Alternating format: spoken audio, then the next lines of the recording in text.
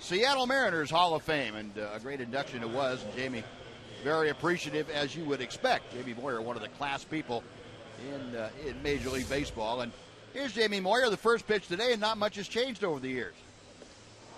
That's just about right. The velocity maybe up a tick from the last game that he pitched, but Jamie, a great guy and very well deserved. He pitched until he was 49 years old, and he said today one of the remarks that he made was, I guess I'm officially retired now that I've gone into a Hall of Fame. So Jamie looks like he still could pitch, and he is now officially in the Hall of Fame. Mike Napoli back in a Ranger uniform. Knapp just arriving from the airport a short time ago, and he is in the starting lineup for the Rangers today against the left-hander Mike Montgomery. So Rangers happy to get Mike Napoli back. It gives them some versatility. Also gives them, against left-handers, a very potent right-handed batter. We have seen over the years, whether Knapp was with the Rangers or playing for Boston or the Angels against the Rangers, that he can be a force coming off that bench or being in the starting lineup against left-handed pitching. And that's the way that Jeff Bannister looked at it today. He said that Napoli will probably get most of his starts against left-handed pitching, and give Mitch Moreland a breather occasionally against left-handers. And Knapp, of course, the versatility to handle the DH chores. And Jeff Bannister brought up the fact today, too, that having Napoli on the bench or on the team gives him the option to pinch hit for his catcher from time to time. He said he's hesitant to do that because he'd have to use another catcher late in a ball game. And he said if that one got hurt, didn't really have anybody with Major League experience to put behind the plate. He said now with Napoli here, at least it gives the skipper an option to pinch hit for his starting catcher, say the 6th or 7th inning, with the security of knowing that Napoli's back there in case you needed to have an emergency catcher. You wouldn't be giving up too much behind the plate. Well, the Rangers still right in the thick of things, despite the loss last night. The AL West standings, as they stand right now, Rangers 5.5 back of the Astros. Astros losing last night again. They have lost 4 out of 5, and Angels picking up some ground on them. The Angels now 1.5 back, playing better baseball. Rangers are 4 games back of the Angels. Then the Mariners 9.5 back, and the Athletics holding up the rest of the standings. And we look at the wild card standings going into today. Angels and Blue Jays right now at the top of things. Angels have a half-game lead over the Blue Jays. Blue Jays, one of the hottest teams in baseball. Orioles 2.5 back. Excuse me, the Twins are 3 back. Rangers 3.5 back. And the Rays at 4.5. So that's a pretty jam-packed 6-team race right now. And you can throw the Tigers in there, who are not much further back than the Rays, making a 7-team race for those 2 wild card spots. So it will be interesting. The last 2 months of the season, 1/3 of the season left for the Rangers, who played their 108th game last night. So with all that having been said, that sets up the matchup here this afternoon, Mariners and Rangers. And Tom's going to tell you about the Southwest Airlines Texas Rangers lineup. Oh, Delino DeShields is the leadoff hitter. He leads the league with 8 bunt hits. Ryan Strasburger gets his 2nd major league start. Prince Fielder bats 3rd, followed by Adrian Beltre. Adrian just missed a tying home run in the 8th inning. Went foul down the left field line by about 3 inches. Mike Napoli gets his first start as a Ranger for the 2nd time. Josh Hamilton bats 6th. Elvis Andrus is 7th. Rougned Odor riding a 6-game hitting streak, bats 8th. And Chris Jimenez is the catcher, batting 9th. And that lineup will be facing the 26-year-old left-hander Mike Montgomery. Montgomery, a fastball, a very good changeup, and a slider. He'll change speeds on that slider a bit. Ranger hitters will try to make sure that he's throwing strikes early. Montgomery normally has fairly good control, but he can get wild, and when he does, it's in streaks that can be prolonged. He can also be overpowering, but also erratic at the same time. And Montgomery, one of those guys that has been a #1 draft pick back in 2008 by Kansas City. Never really developed into the kind of pitcher that the Royals thought or the Tampa Bay Rays thought that he should become. Rays dealt him to the Mariners this past March in return for a relief pitcher. And now Montgomery made his major league debut as a Seattle Mariner, and he is coming in with a 4.30 ERA. Delino steps in. We are underway here this from Safeco Field, and Montgomery throws a knee-high strike. It is 0-1. The Rangers come in at 54-54. You notice they're 5.5 back. The Rangers have won 7 of the last 10. Still playing very good baseball on the road, 31-25 as Delano tries to bunt and fouls it back to the screen, 0-2.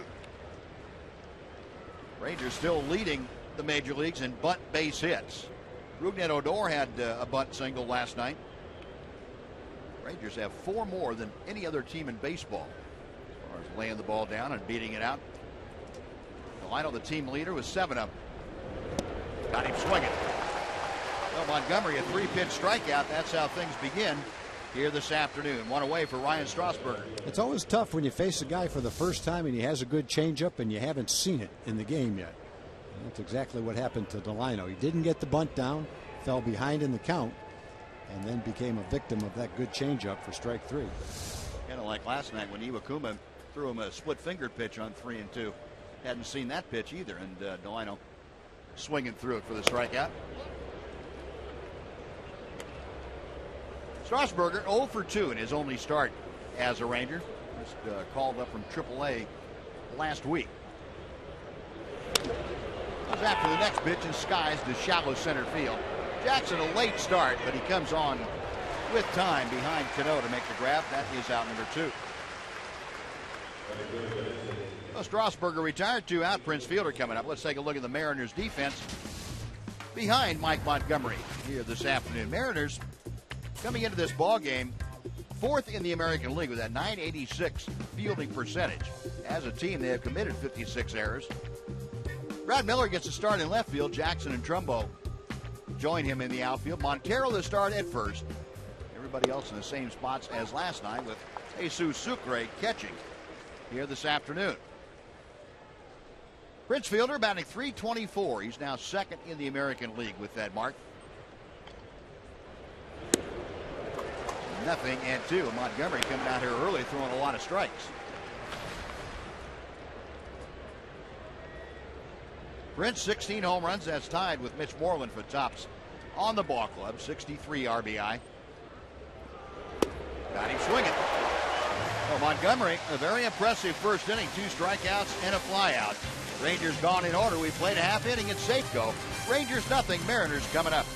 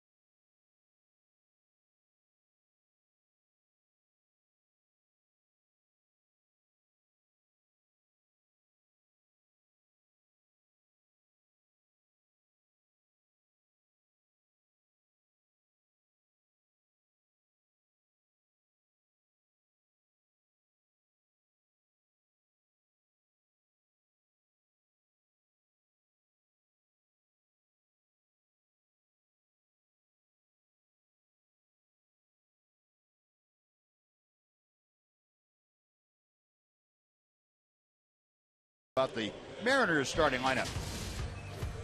Shortstop Ketel Marte leads off again. Kyle Seager bats second. He's a .309 hitter against left-handed pitching. Nelson Cruz bats third. He leads the American League with 12 game-winning RBIs this year. A lot of clutch hitting from Nelly.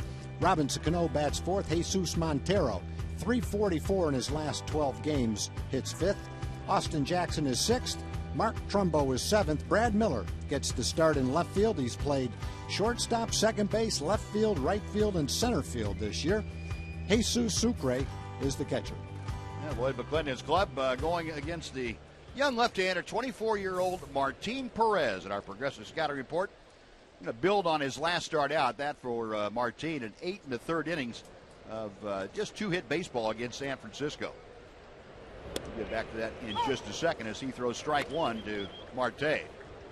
He adopted the belief that he doesn't need to think and throw at the same time. He has to get his thinking done prior to going into his motion. Then he can go ahead and focus on executing the pitch.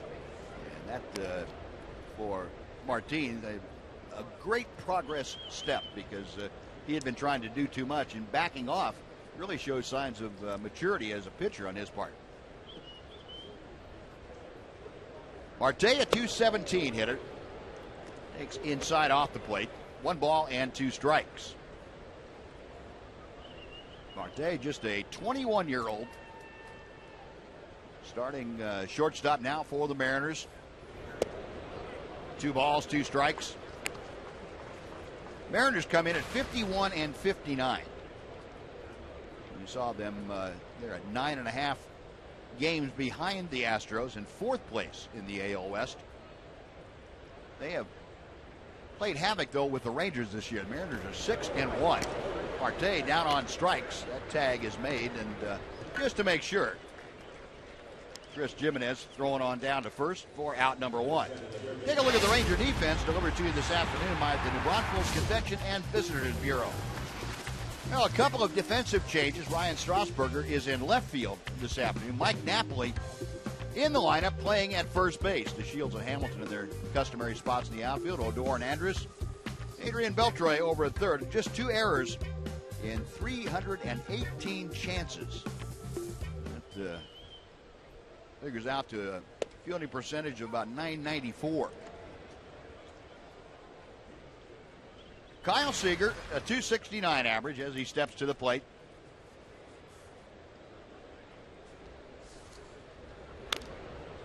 Gets fisted, and it is 0-2. We'll take you back to that strikeout pitch to Ketel Marte. Yeah, pretty good changeup in his own right by Martin Perez. He had an excellent changeup in his last start. You know, Buzz, you're talking about Seattle being 51 and 58, 51 and 59, whatever they are. They haven't had a good season. It's been disappointing. But still, when you play them, a lot depends on when it is that you play them. Right now, you've got several guys hot. Cruz is hot. Cano is hot. Seager's getting hot. Trumbo's getting hot. They've got hitters in their lineup that score runs. And on any given series, you face Felix, Iwakuma, Montgomery, and Taijuan Walker, young starters who are capable of tuning up some really good games. 51 and 59 looks a lot better. Looks a lot more insurmountable. I'll tell you that. You know, they can. You're right. They can tune up some real good ball games against you. And hopefully Martin will continue to tune it up like he did last start. He's off to a pretty good start. You get Kyle Seager, what he's done to the Rangers, a 300 hitter against left-handed pitching. Martin's off to a pretty good start himself. Back-to-back strikeouts open up the game this afternoon. Now Nelson Cruz handling the DH, George, and that might be a plus for the Rangers. He has not done as well this year as a DH as he has playing right field, but Cruz having a whale of a year. That .323 average will tell you that. But 32 home runs is second in baseball to Mike Trout, who has 33. 68 RBI for Cruz. 1-0 pitch. Line drive to right center field, a base hit. Rangers shifted well around to the left side, and we have seen Nelly Cruz plaster the ball to right field too often to feel that's going to work if the pitch is away. I think when you look at the job that Nelly's done, the kind of hitter he's been this year, probably his best season. He's always had seasons where he's provided power, where he's driven in runs, where he's been a force in the middle of the lineup. But he's a .268 hitter coming into this season, which is fine. This year he's almost a .330 hitter. As far as being a good hitter, he's probably at the top of his game right now as opposed to any other time in his career. Tougher out now. Yeah. And that last at bat, I think, shows you what he's changed a little bit, the standpoint he's willing to do that. early in the count. Yeah, he's always had streaks in the past where you can remember saying that when Nelly drives the ball to right center field, that's when he's at his best. This year, it would appear he's just doing it much more often. Yeah. He's probably kept that approach all season long. It hasn't come and gone for him. Otherwise, I don't think you could have a season where he's hitting .325 right now. Now, Robinson Cano, another hot hitter. Talked about having Cruz and Cano back-to-back in the order. And when they're both swinging the bats like they are right now, this Seattle team can get you in a hurry, as Cole Hamels found out last night. Hamels took a 3-2 lead into the 6th inning, and all of a sudden he gave up the home run to Nelly Cruz, got behind Cano 3-1, and came in with a fastball, and Cano hit it out. Back-to-back home runs turned the ball game around and provided the margin of victory for the Mariners. 2 balls and a strike to Cano. For Cano, his 12th home run, 50 RBI, and 10 of those 12 home runs for Cano have come recently. 10 home runs in his last 43 ball games. That goes back to June 15th. Actually, in his last 37 games. And a chopper foul evens the count at 2-2. Well, here's what we were talking about, the 3-4 punch for the Seattle Mariners. Nelly Cruz, of course, now an 18-game hitting streak after his base hit here in the 1st inning. And Robinson Cano, this has been basically since they flip-flopped Cruz and Cano in the lineup. Put Cruz in the 3rd spot, dropped Cano down to 4th. They still have him hitting back-to-back, just a different order. And call strike 3. Now Martin Perez ends up striking out the side. He gets Robinson Cano window shopping. A base hit, no damage done. Mariners strand a runner. We played one in Seattle. Rangers nothing, Mariners nothing.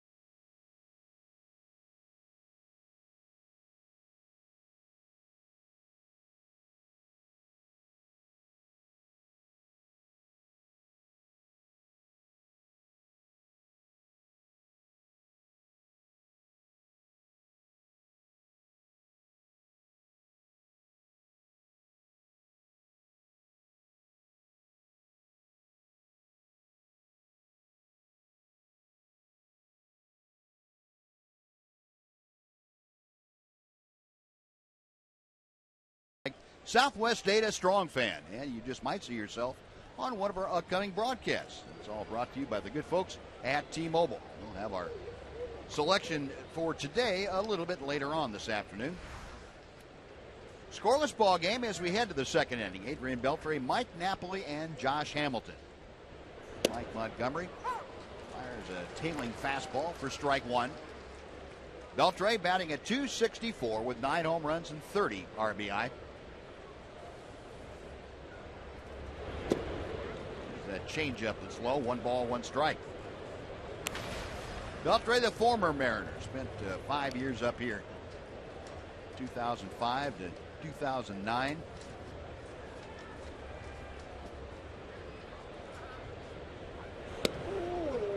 1-2. Adrian just 1 for his last 11 times to the plate, but you go back over a little longer streak. He's hit in 5 of his last 7 ball games at a 393 clip. That includes the cycle. For that the other night at home. It was on Monday at Globe Life Park. Adrian Beltre, the 3rd toughest to strike out in the American League. Michael Brantley, then Jose Altuve, and Adrian Beltre. Had his streak of 46 consecutive plate appearance was without a strikeout broken last night. 2-2 pitch. That's the shoot tops, and the count is full.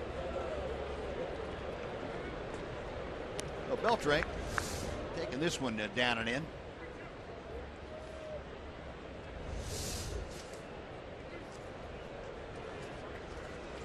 Adrian back in. Montgomery to the wind. Payoff pitch on the way. Lost him, ball 4. There's a walk that kind of came out of nowhere. He had thrown something like 9 out of 10 strikes, just pinpointing his pitches, and all of a sudden he made a bad pitch. A couple more followed it. Got a leadoff walk. Yeah, that'll bring up Mike Napoli for his first at bat in a Ranger uniform. Napoli just acquired from the Red Sox yesterday for a player to be named later or cash. That to be determined at a later date. Napoli came over from the Red Sox and was hitting .207. 13 home runs, 40 RBI for Boston. Takes a low strike, 0-1. But Nap lately has been swinging the bat pretty well. A .281 clip for 17 games. He's had 3 home runs, 10 RBI in those 17. Yeah, Nap will be used predominantly against left-handed pitching, but not exclusively. And his numbers are, just making sure that didn't come in our booth. His numbers are, that went in Eric's booth, I think. It might have been right at. His numbers are obviously much better against left-handed pitching, which is one of the reasons, the main reason the Rangers went out and got him. The Rangers from time to time have struggled against left-handed pitching. We have a guy with Nap's pedigree who enjoys hitting against left-handed pitching, can be a nice bonus. And the Rangers will see a lot of left-handed relievers. When you start your lineup with 4 or 5 left-handed batters in the lineup, the other teams gear late inning situations for their left-handed relievers. In a close game, it's nice to have that weapon sitting on the bench, ready to come up as a pinch hitter. 1 ball and 2 strikes. Yeah, in Napoli, I mean, we've kind of kidded a little bit about Delino DeShields, that he was in a streak where you might as well just start the count at 3-2 because he was going to get there anyway. Napoli's the same kind of hitter. When he's going well, he eyeballs a lot of pitches. Last year, he saw the most pitches of anybody in the American League per at bat. And he can do that. He can wear a pitcher thin. Now the 1-2. High in the air, but pulled well foul down the left side. And in there on the changeup, out in front of it, but still made some contact with it. Yeah, I've always had even more admiration for a guy like DeShields who can do that, because in the back of the pitcher's mind, they're not worried about a home run. Yeah. With Napoli, they have to worry about his power. With DeShields, I guess you have to worry that he might get on base and steal a base, which means all the more that you would try to throw him strikes, and he still eyeballs him. Yeah, I guess with Delino, you worry more about the double effect, a single turning into a double or something like that. Napoli, you worry about giving up 4 bases in one swing of the bat. 2-2 to him. Montgomery a check of first. Beltre a modest lead. Foul tip into the glove of Jesus Sucre. And that is strikeout number 3 for Montgomery. 1 gone. Sneaky fastball. Looks like it sneaks up on the hitter. 92, 93 miles an hour. He throws it right from behind his head. Kind of a short arm action. Gets in on the hitter pretty quick. At least early in the game it has. It's a strikeout fest here this afternoon. 6 of the first 7 outs have been by strikeouts.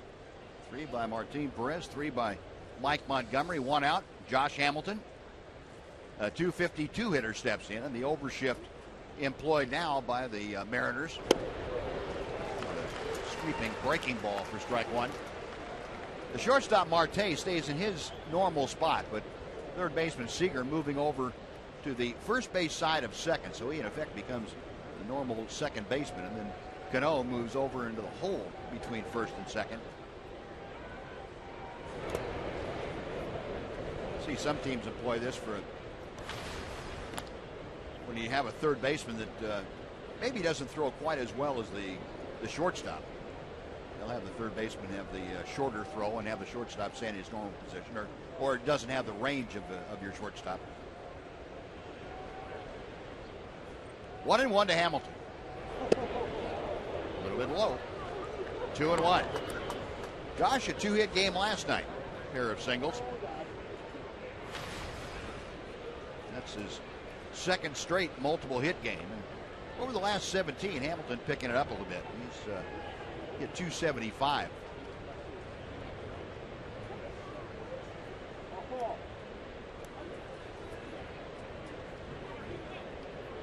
Jesus Montero playing first this afternoon, holding Beltre over there. Montgomery ready for the 2-1.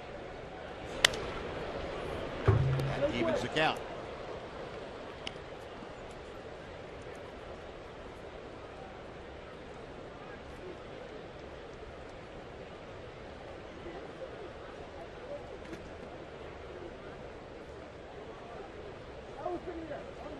Outfield, maybe a step around to the right for Hamilton, but basically straight away. Got him swinging. 4 strikeouts for Montgomery. 2 gone. Elvis Andrus coming up. It's either tougher to pick the ball up here in the daytime, or got 2 left-hand pitchers with some extremely tough stuff to hit. There have been a lot of swings and misses. But, you know, both pitchers have good change-ups. Changing speeds, making good pitches. You can lead to strikeouts with those pitches. And the familiarity probably not there for either team. Martin hasn't pitched any since last year, early last year. And of course the Rangers have never seen Montgomery. Elvis rips one foul. Outside third. 0-1. Didn't they, when they first built Safeco back in 2000, didn't they have to change out the hitter's backdrop here? Yeah, they had a backdrop. I think they changed it out 2 or 3 times. Did they? It was too shiny.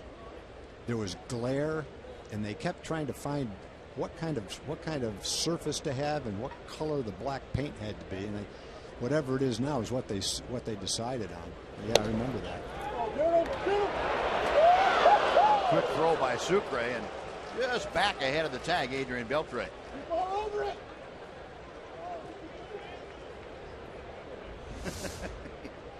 I'm going to go.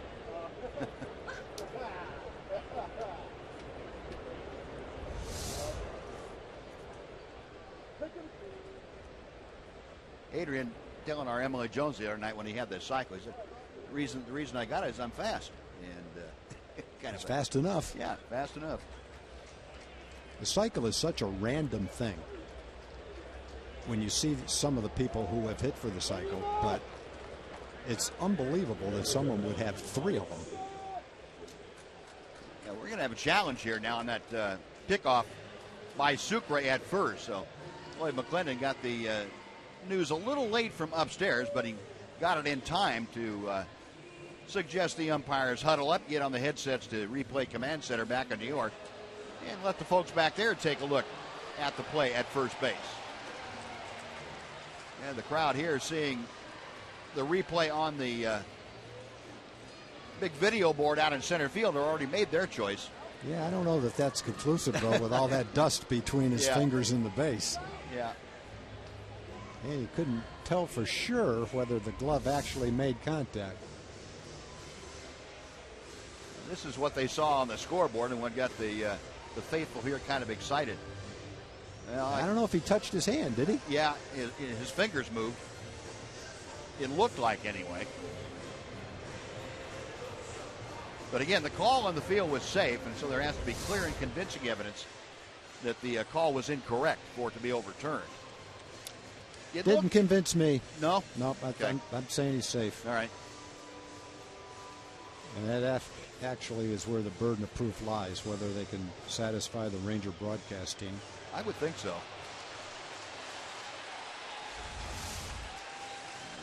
Watch Adrian's index finger to see if it moves when the tag goes by it.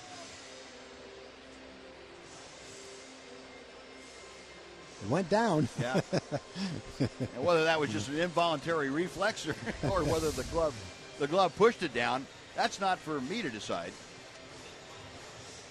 You're the official arbiter up here, Tom, so you can... I'm going with safe. Okay. That was my initial gut reaction from 250 feet away. But it was also the reaction of Lance Barrett, the first base umpire, that's right. too. And that carries, no offense, but that carries just a little more weight than your opinion.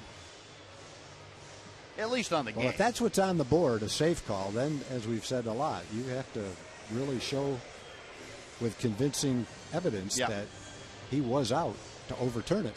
Otherwise, it stands. So Dale Scott, the crew chief, and Lance Barrett have the headsets on, and they are patiently waiting for information from the replay official in New York, Replay Command Center. It was an excellent tag by Montero. When you saw the slide and when he caught the ball, it really didn't look like he was going to be able to reverse his glove and slap that tag down like that. So if he does turn out to be out at first base, you can credit Montero with a really nice kind of behind-the-back tag there. Yeah, you're right. That's tough for a right-hander to get in position like that.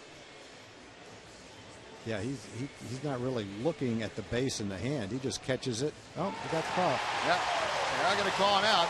So Adrian picked off by Sucre.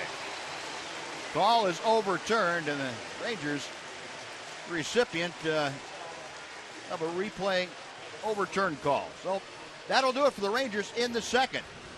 Nobody left after the pickoff. After 1.5, we are still scoreless in Seattle.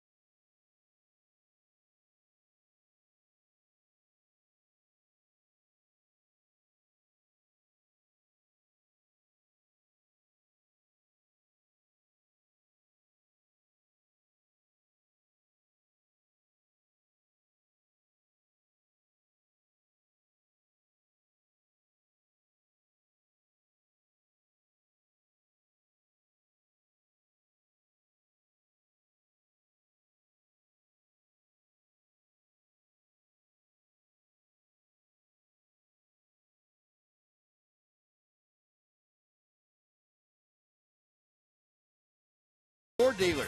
Visit your local Texas Ford dealer to kick off the summer right. Ford is the best in Texas. Bottom of the second inning, Adrian Beltre picked off first base after a review of the play. Martin Perez going to work, and the first pitch is fouled away by Jesus Montero. Montero handled the DH chores last night, this afternoon, over there at first base. 344 the average for Montero since coming back from AAA Tacoma. Nothing in two. Montero, as we mentioned last night, up and down for the last 2 years with the Mariners. He kind of worn out his welcome when he came over from the Yankees as a highly prized prospect. Mariners immediately fitting him into the middle of the order, and hoping that he could handle the catching chores, and when that didn't work out, at least DH first base. And as Tom told you last night, he came in overweight to spring training and just wasn't able to produce. And the Mariners shipping him out, making him go down to AAA. He was suspended the last part of the year 2 years ago. Elvis, a 360, and to throw on the money to Napoli for the out. Nice play by Elvis. Yeah, when he left, Jack Zarincic was the general manager, and he basically said, good riddance. We have no plans to recall him. He does not figure in our plans. He was extremely upset with him. But looking at Montero now, he's in good shape now. So he's seen the light, looks more motivated, and they've definitely got a place in the lineup if he can come up here and produce as a right-hand hitter. Now, I guess you would have to say Jack Zarincic gave him a wake-up call, and he answered the call. Yeah, he did. Good for him. Yep. You know, and as a general manager or manager, you don't have anything to lose. If you've given a guy plenty of time, you've counseled him, you've told him what he needs to do, and if it's being in shape and you can't do that, there's no excuse for that. Right. Anybody can be in shape. And Austin Jackson taps out to Adrian Beltre. 2 outs here in the second. Mark Trumbo will be next. Well, if you're satisfied playing AAA baseball, making $4,000 or $5,000 a month instead of millions of dollars in the big leagues, traveling on nice planes, getting a lot of meal money, staying in 5-star hotels, hey, stay down in AAA and enjoy it. Stay fat. You know, when you put it that way, there doesn't seem like there'd be much of a choice. You know? But I don't like to get on players very often, but you know, if the reason is a guy's out of shape, there's just not much excuse for that. But, and I'll come back again and say credit to him. He's in shape right now. It just took a little while. Yep. But it's where you are now, and right now he's in a good place. 0-1 pitch to Trumbo. That is just off the outside corner. Trumbo, his 4th home run in a Mariner uniform last night. 247 the average overall. Good fastball from Martin. 1-2, and this is exactly how Martin looked throwing against the Yankees, or against the Giants last time out.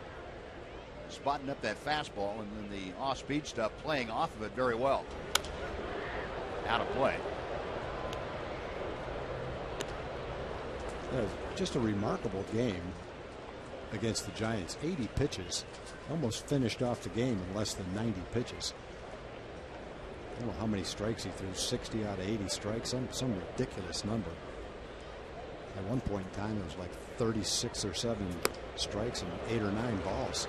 And Perez going up the ladder. Trumbo can't get that high, and Perez gets his 4th strikeout. A 1-2-3 second. After 2 complete, Rangers and Mariners scoreless.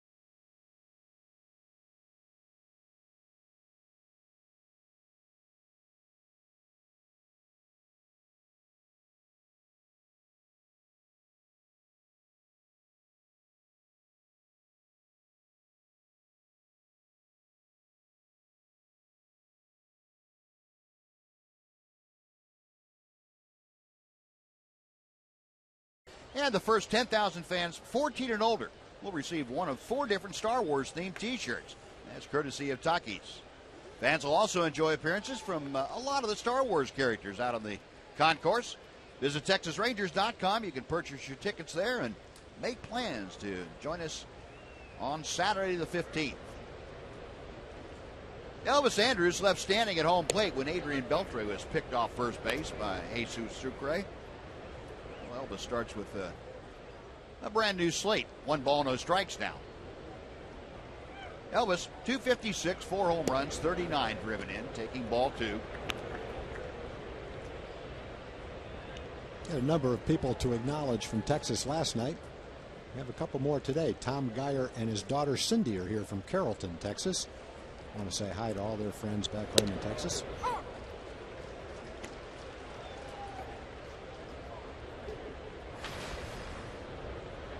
Become a very popular weekend trip up here when the Rangers are playing, and folks from Texas coming up to enjoy it. I met a very nice couple from East Texas that had just taken an Alaskan cruise and had gotten back and stayed a couple of extra days to watch the Rangers. Chopper wide at third. A nice pick by Kyle Seager. That is out number 1, and Rougned Odor will be next. But first, we're going to send it back to Aaron Hardigan for a Mazda game break.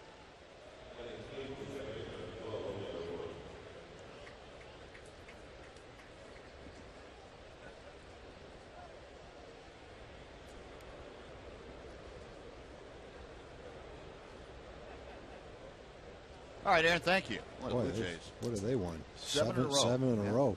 They are now a game and 2.5 back of the Yankees in the East.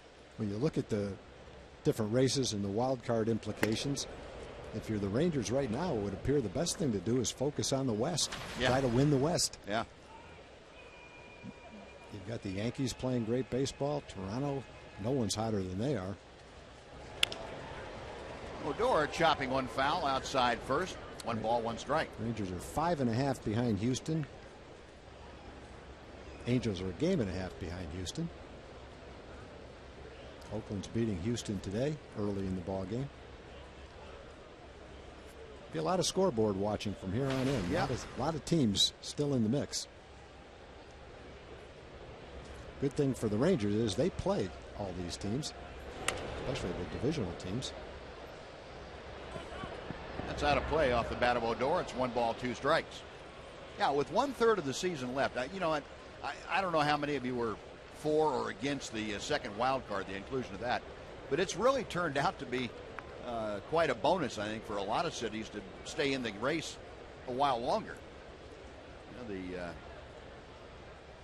the second wild card is now the competition is between 6 different teams for that. Pitch outside, 2-2.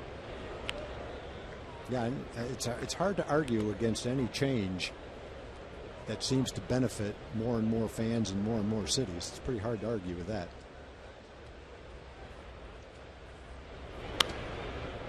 Another foul ball. But wouldn't you think with that second wild card, Tom, it might be a good idea to adjust the waiver trading deadline? Maybe move it back 10 days or so? Yeah, I can make a case for that. We talked to John Daniels about that, whether or not that would be a good thing. I think a lot of people feel like it would be. Odor to straightaway center. Austin Jackson waiting for it to come down. That is out number 2. Folks, this afternoon's broadcast being broadcast on AFN, the American Forces Network, broadcasting to U.S. Armed Forces serving around the world on land and on ships at sea. Welcome to all of you, and thank you for your service. And we're talking about that very thing, when the trade deadline would be best.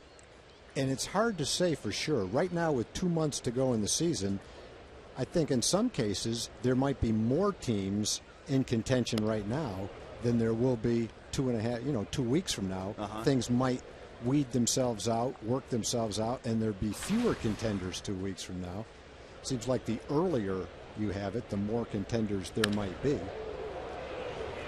Pounding one to left center field, Chris Jimenez gets one in the gap, and he is moving into second base. Boy, Jimenez and his catching partner Bobby Wilson just blistering the baseball. You want something to happen, wait till the catchers get up there and just hope there's men on base, because those guys are getting the job done. I don't know how many catchers the Rangers have used in the last couple of weeks. There's been a lot of them.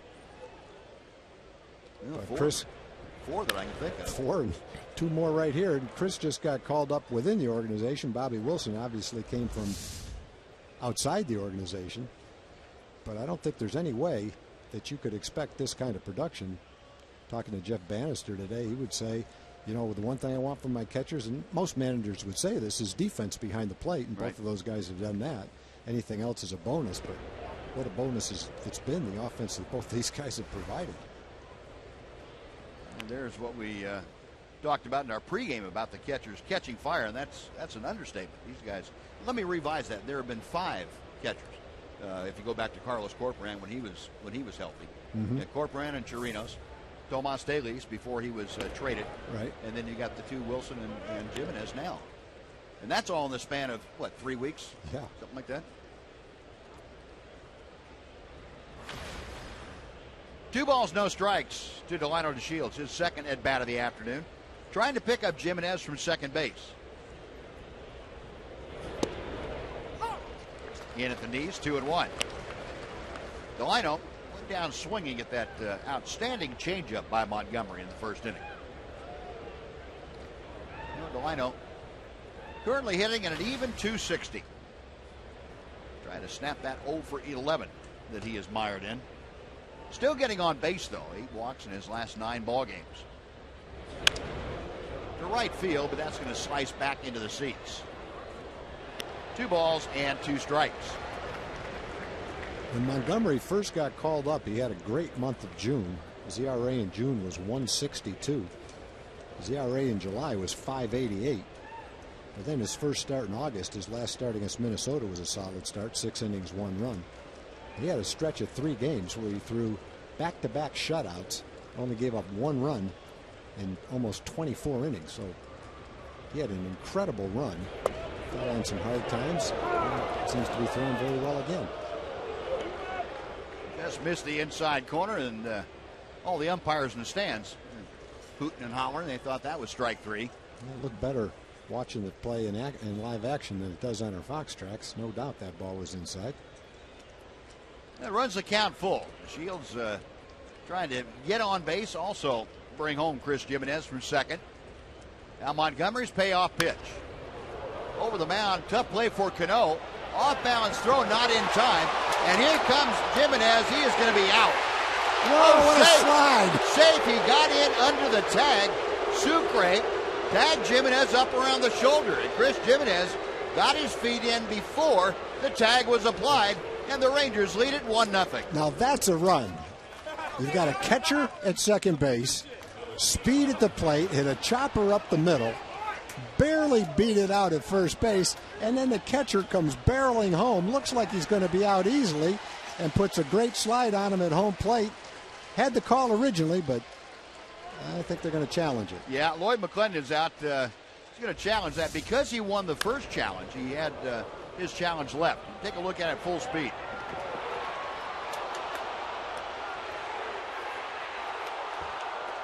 Right on top. Sucre's not arguing. No, right on top and making the call, Dan Iasonia. And the challenge is going to be made by Lloyd McClendon, making sure that Dale Scott knows what play he's challenging. He's not challenging the play at first. He's challenging this at home plate. Well, unless he missed the plate, it looked like he was safe. He got that foot down, didn't he? Yeah. But what a play by Cano. I didn't think he would come that close to getting Delino. Take another look at it.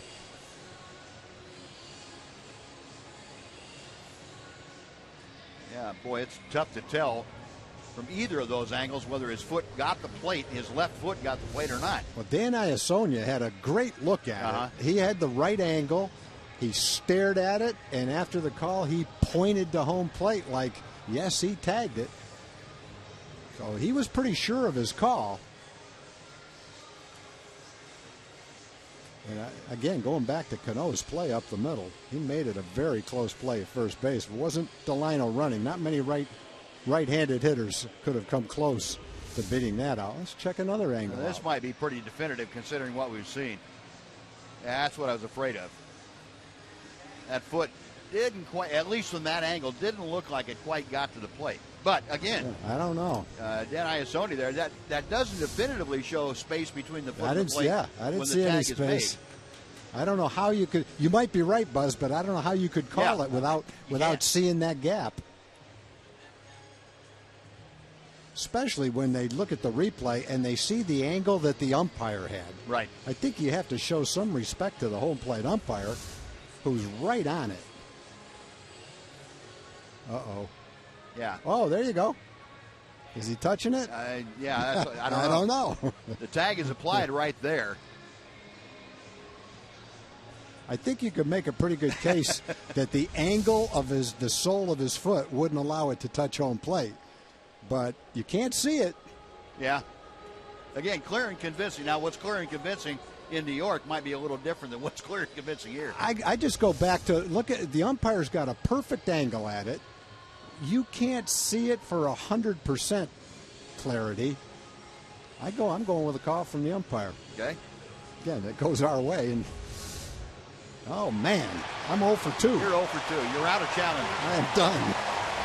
No, that takes the run off the board for the Rangers. Takes an RBI away from Delino DeShields. And the Rangers, no runs on 2 hits and 1 man left. We have finished 2.5, and it's still Rangers nothing and the Mariners nothing.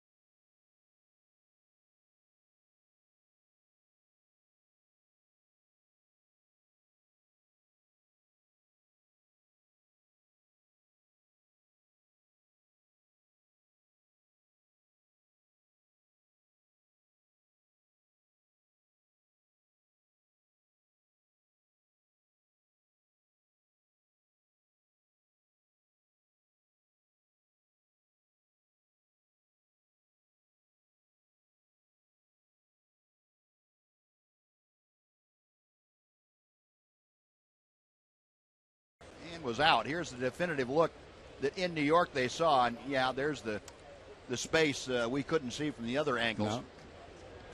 Boy, what a close call. That sure was. And you can see why Dan Iasone made that call too. He saw, part of that foot right over the top of the plate. It just wasn't touching the plate. Yeah, and it's a lot more difficult for him with the dust flying, calling it spur of the moment, than to be able to look at a replay in slow motion from a perfect angle like that. Well, the Rangers have lost both of the challenges that Lloyd McClendon has put out today. That was almost a great run. 2-out double. Chopper up the middle, and the catcher almost scoring from second on an infield hit. That would have been something. Well, Brad Miller leading off in the bottom of the third for the Mariners. Takes ball 1. Miller getting the start in left. As Tom told you, Miller's been all over the place. He was starting shortstop for a while until Marte came up. Played most of the infield positions, played all 3 outfield positions. And having a good year offensively. 9 home runs for Miller, a .245 average. 1 ball and 2 strikes.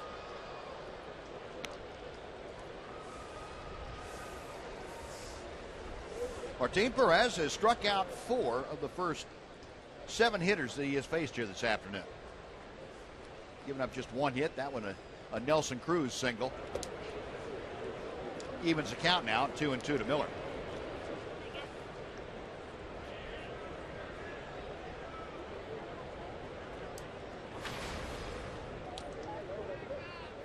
Miller, the last 3 games, 5 for 9. Check the swing on that sweeping pitch outside. The count is full, so Miller trying to get aboard to start the Mariner 3rd inning. Jesus Sucre, the catcher, will follow.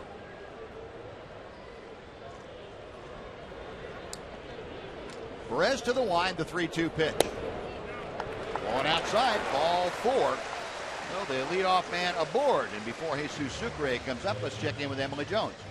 Well, guys, one of the new additions here to Safeco Field can be found directly above me here in right field, and pretty much all around the stadium is there the new LED lights. The first team in Major League Baseball to have these new LED lights, and the reviews from at least the Rangers outfielders not exactly too favorable. Day games, you can see they kind of act like mirrors, and then in those night games, I talked to Shin-Soo Choo about it. He said it's almost like looking into the sun when you catch a glimpse of the bright LED lights at nighttime. But they are able to do a really cool strobe light thing when the Mariners win, so they've got that going for them, but it's a relatively new technology as far as baseball stadiums are concerned, and the Mariners giving it a shot here at their home field. Guys. Thanks, Emily. Yeah, it does look quite different, and the lighting on the field is a little bit different too, much more white. The bunt down the first baseline by Sucre that goes off into foul territory. Sucre is definite candidate to sacrifice bunt. He's 3 for 43 so far this year. Yeah, that would lead Lloyd McClendon to suggest that he get a bunt down. He's 3 for 43. He hasn't walked, and he's only struck out 9 times. So he's putting the ball in play. Be a good candidate for a double play if he gets the 2 strikes. Yeah, Sucre 0 for his last 8 trips to the plate. There goes the runner from first. Miller on the move. A little pop-up, shallow right field. And Hamilton can't get there. It falls for a hit. Josh was the only one that was going to have a shot at it. There was no way he could get there. Rougned Odor has gone over to cover second base as Brad Miller took off with the pitch. So Hamilton, the only one in the vicinity. He had about a $6 cab ride to come in for that thing. Again, Sucre hasn't been getting many hits, but he makes contact. And on a hit and run, making contact can end up with a pretty good result. A little blooper, no one there to catch it. The Rangers were fortunate. Miller stopped at second, didn't really have any idea where the ball was, and if he just kept on going, he would have been at third base easily. And he stopped at second, so now first and second, still nobody out. Back to the top of the order. Ketel Marte. Marte went down swinging against Martin Perez to open things up. Rangers will pull Napoli and Beltre in, expecting the bunt from Marte. Beltre will kind of play side saddle, keep an eye on the runner and also on Marte. Napoli will sneak down the line from his starting position just inside the cut of the grass. Here comes Napoli, and the bunt is down. It's a good one if it stays fair, but it does not. 0-1 on the foul ball. That's a good thing it didn't stay fair, because it would have been a base hit. No, Marte back to the plate.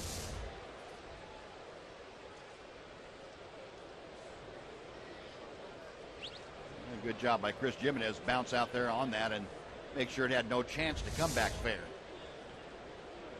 We'll see if the Rangers change up their defensive scheme here with 1 strike on Marte. Now and then you see the Rangers put on that wheel play where Beltre will charge and Elvis will move over to third, which is exactly what they had on there. And Pitch high and away from Marte. And Marte out looking at Rich Donnelly, the third base coach for the Seattle Mariners. And what you hope when you put the wheel play on, and the wheel play was on that play, you hope the pitcher throws a strike. You want the guy to bunt it. And Marte pulled his bat back. I don't know if he would have pulled it back if it was a strike. He probably saw the wheel play, and if you don't swing at it, taking it is the best thing to do. Otherwise, you're going to bunt into an out at third base. He chops that one straight down and almost came up and hit him in the chin. So not bunting there. With the wheel play on the pitch before, Lloyd McClendon giving Marte the opportunity to swing the bat. It was tough to tell that the wheel play wasn't on that play. Elvis went over to second and then sprinted toward third and stopped. The wheel play wasn't on, but if you're the hitter and you saw him running toward third, you wouldn't have been too sure. Now Perez sets at the belt. Inside, 2 balls and 2 strikes.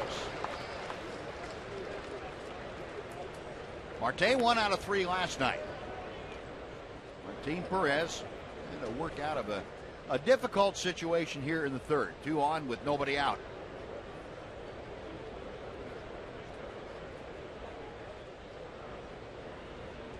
Chris Jimenez, the series of signs. Perez ready. 3-2.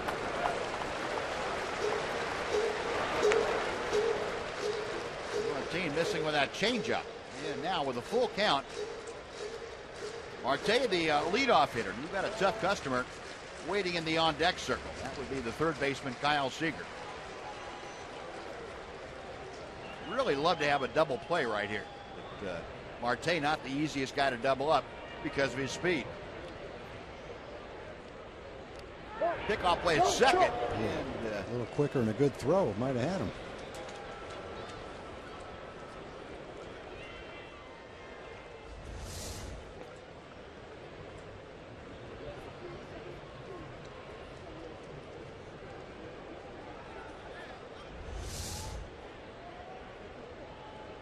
Now reset and try the 3-2 pitch now.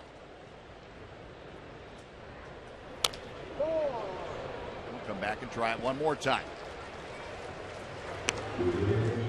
Martin Perez gets a lot of ground balls. The question is with Marte hitting, can you get one hit sharply enough that the infield can turn the double play with Marte running. Very quick runner getting out of that box. Brad Miller, the runner out at second. Jesus Sucre at first. Another 3-2 pitch coming. We'll find out here. Odor turns that, and they did get one sharply enough and right at Elvis Andrus. 6-4-3. 2 outs now on the double play. And with Brad Miller at third, Kyle Seager coming up. Well, it's such a weapon to have that 93, 94 mile an hour sinking 2-seam fastball, because you'll get a lot of grounders. That one was perfect. It wasn't hit very hard, but it's hit as Elvis is going towards second. A simple one for them to turn. And you go from a first and second, could have been first and third if the runner picked up the blooper. Ended up being first and second. Couldn't get the bunt down. Took the bunt off, fouled off a pitch.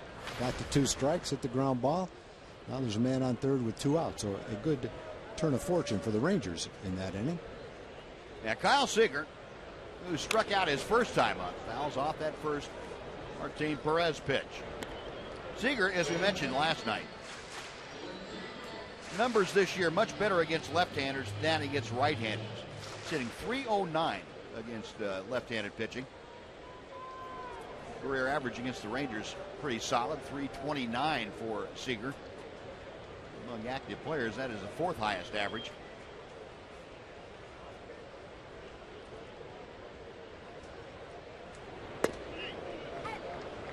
Nothing in 2 now. As I was saying, the reverse splits, the .309 against left-handers and .252 against right-handers. And Perez has gotten the advantage at 0-2.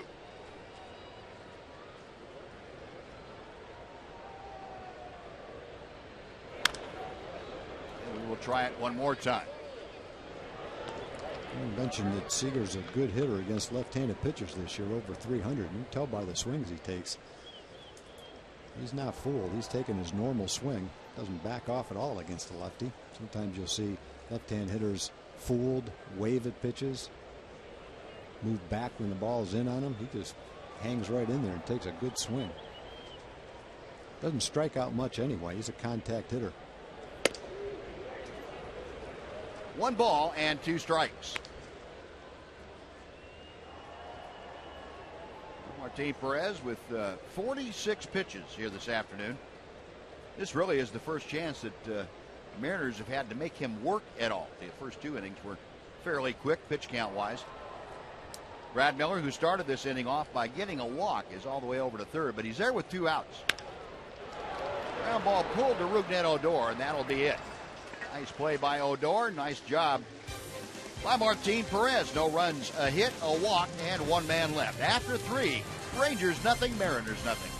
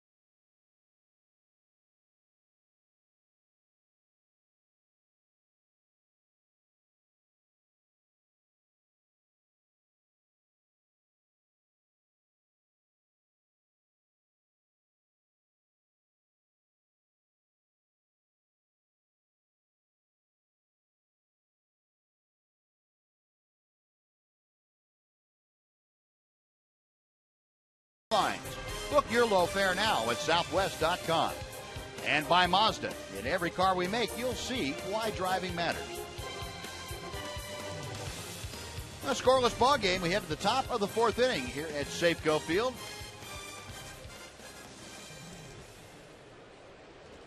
Ryan Strasburger leading things off.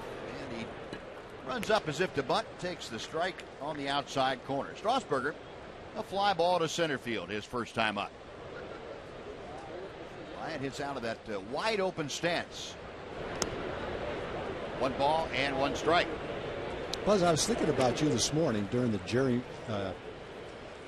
Jamie Moyer festivities. He was inducted into the Seattle Hall of Fame. When I was reading the newspaper, you know what I'm talking about? Did you read the newspaper, the article about him today? No, I didn't.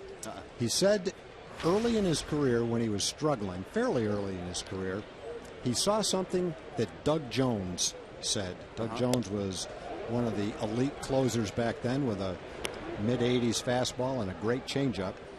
And Doug Jones said, the louder it gets in the stadium, the softer I throw it. There you go. And you know how many times you've talked about a pitcher getting in trouble and just throwing harder, talking about backing off. Right. And Jamie said when he read that from Doug Jones, it dawned on him that you get in a tight situation, the hitter gets tense, the hitter gets a little anxious, he's prone to swinging at pitches a little bit out of the strike zone.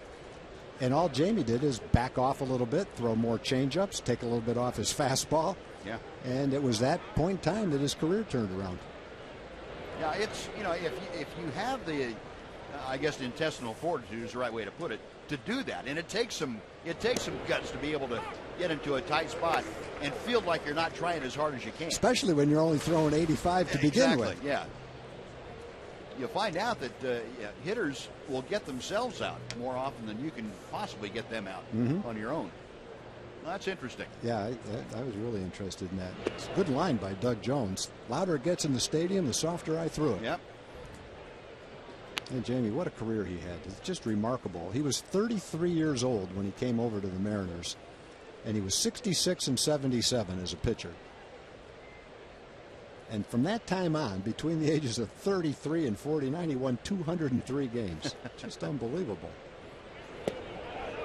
Prince Fielder able to check his swing. The count moves to 2-1.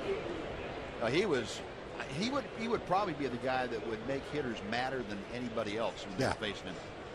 A lot of his teammates alluded to that when they were talking about him. He won 206. There's guys in the Hall of Fame that didn't win 269 games. Yeah. Won 20 games twice with Seattle. The oldest pitcher to ever win a game. Won 2 games when he was 49 years old.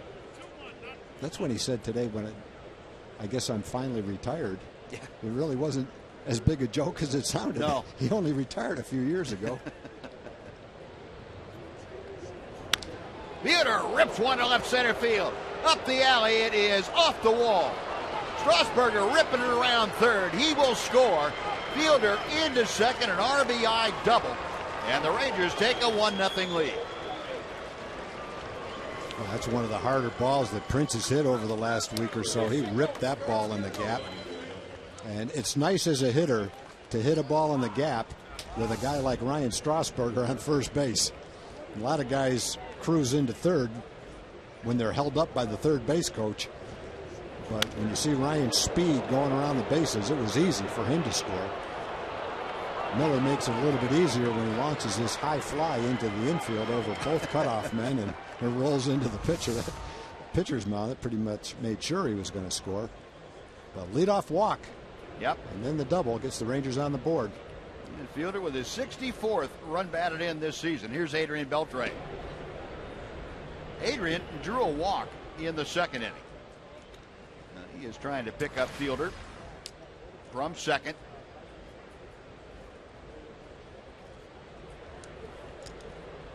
Rangers 1 for 1 this afternoon with runners in scoring position. This is their second opportunity.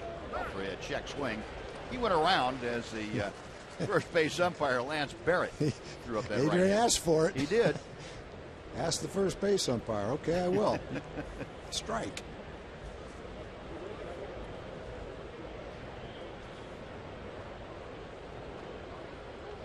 Rangers as a team have turned their fortunes around with runners in scoring position. A strike to make it 1-2. Ball club in the last 17 games has hit 297. They've gotten that season mark now up to 242.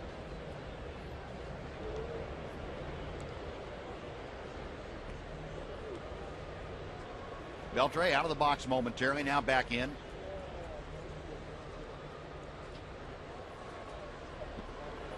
Mike Montgomery checks second base and deals a little chopper out to Cano. That'll get Fielder over to third. So Beltre, a productive out. First out of the inning. Fielder now just 90 feet away. And Mike Napoli coming up.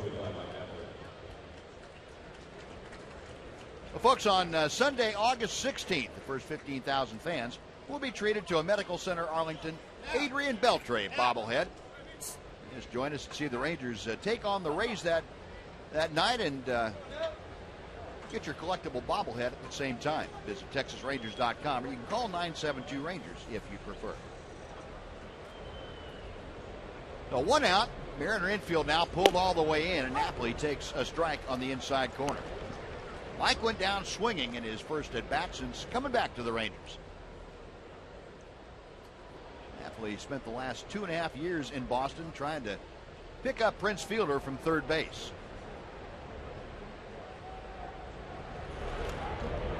Checks his swing on the breaking ball. 1-1.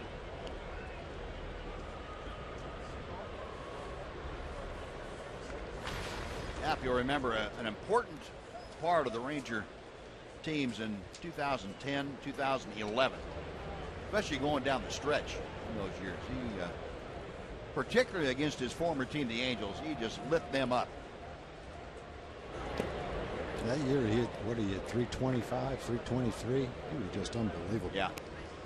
Like every time the Rangers needed something to happen with men on base, he was the guy coming to the plate and he was delivering. Got the fans chanting Knapp all Lee. Those were some exciting times. Be nice to revisit that. Whoa. Just a bit outside. 3 balls and a strike. Mike Montgomery hitting one of those streaks we had talked about earlier where you can get a little bit erratic.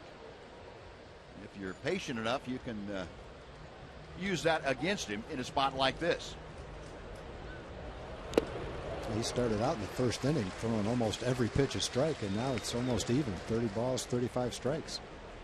Let's go down to Emily Jones real quick. Well, guys, Knapp arrived here a little over an hour before first pitch at Safeco Field. Everything made it with him on the flight from Detroit except for his bats. So I can't tell if you can get close enough, but I think he's borrowing this afternoon some bats because his didn't quite make it.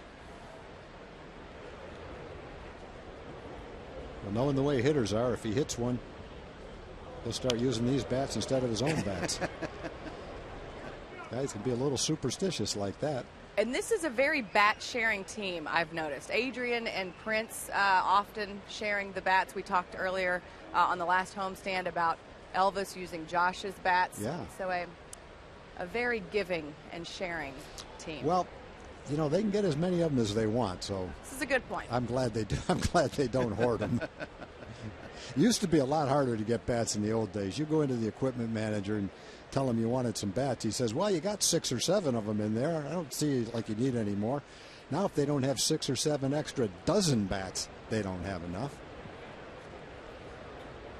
Yeah, especially the way bats break today. Yeah. I was just about to ask, did they break as much? No, they did not break as much. They do now. But, you know, if they kind of flaked at the end, and we would tape them up and use them in batting practice just because it was so hard to get a new order of bats. Napoli rips one to left. It's hooking in the corner and going foul. Knapp turning on that inside pitch and almost got it between the lines.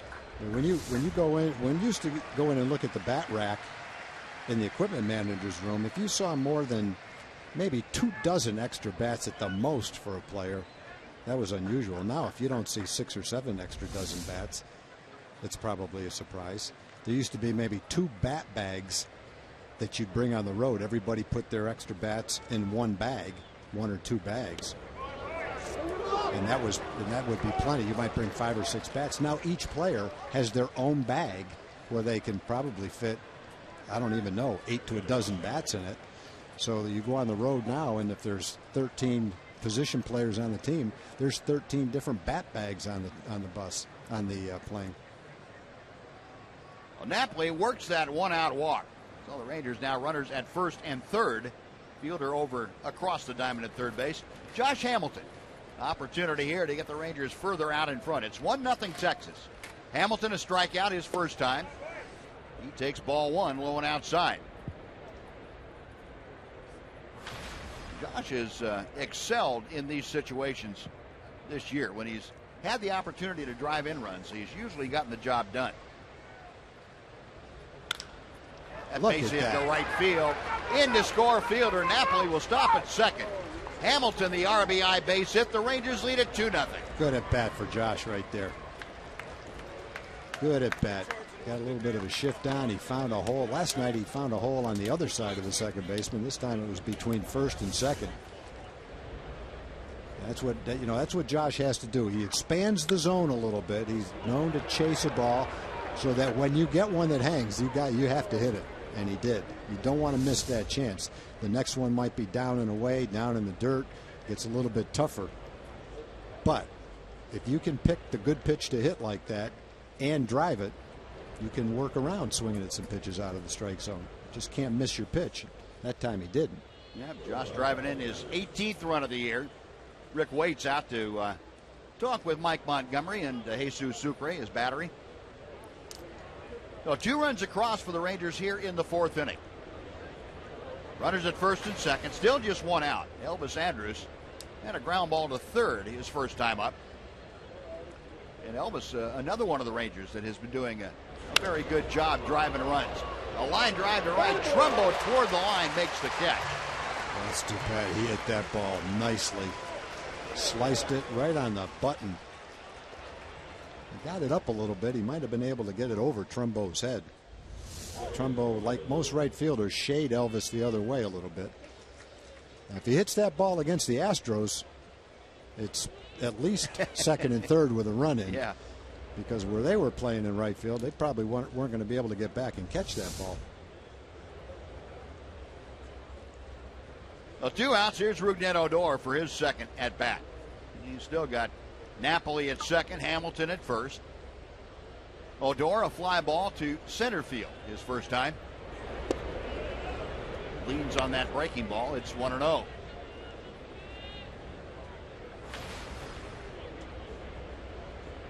Odor, 37 RBI this year. And since he has come back from AAA Round Rock, he has 28 RBI. Chopper up the middle. A bat behind the back flip by Cano, and it goes wide. Marte able to retrieve it. But everybody's safe. That'll be an infield hit for Odor, and it will load the bases with 2 outs for Chris Jimenez. And if it was the same play as the one that Jimenez tried to score on, if Tony was going to wave Josh home, he would have scored on that. When he flipped it behind his back and missed his target, and it goes toward the pitcher's mound, no one could have picked it up in time. But again, the third base coach has to make his decision on what to do at third base well before he ever knows what he's going to do. And I'm sure to Tony, it probably looked like Cano might just take that ball and hang on to it. And if he waved Josh around, he would have been able to throw home and get him. Don't have the benefit of hindsight. Well, 3 hits in the inning and 2 walks. Rangers have 2 runs across and looking for more. Bases full with 2 outs. Chris Jimenez had the gap double to left center field his first time up. And Chris now a .385 average in his 5th start for the Rangers. Montgomery to him. And misses low. 2 balls, no strikes. Great hitter's spot right here. Bases loaded, 2-0 count. Second time up, you've seen all his pitches. Montgomery, a belt high set. Misses low, 3 balls and no strikes. Well, Montgomery maybe trying to pick apart the strike zone just a little bit too much. Falling behind Jimenez. Rollins left-hander in that bullpen. And a strike makes it 3-1.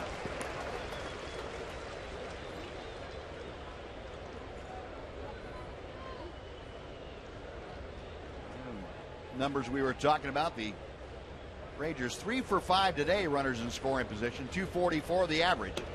Inside ball 4 that walks in a run. Napoli will score. Jimenez with his 3rd RBI as a Ranger this year, and it's 3-0 Texas. Now 3 walks in the inning along with 3 hits. Well, Chris had a double and almost scored in the 3rd. Now he gets a walk and drives in a run. 3 walks in the inning. Good patience. Ryan Strasburger started the inning off with a walk. He scored. Knapp had a walk to kind of prolong the inning, set up the inning. See if Delino DeShields can break this inning open a bit. First pitch in the dirt for ball 1. Well, one thing for sure, he's unlikely to swing at a bad pitch, so yep. Montgomery's going to have to throw him a strike based on what he's done in the past.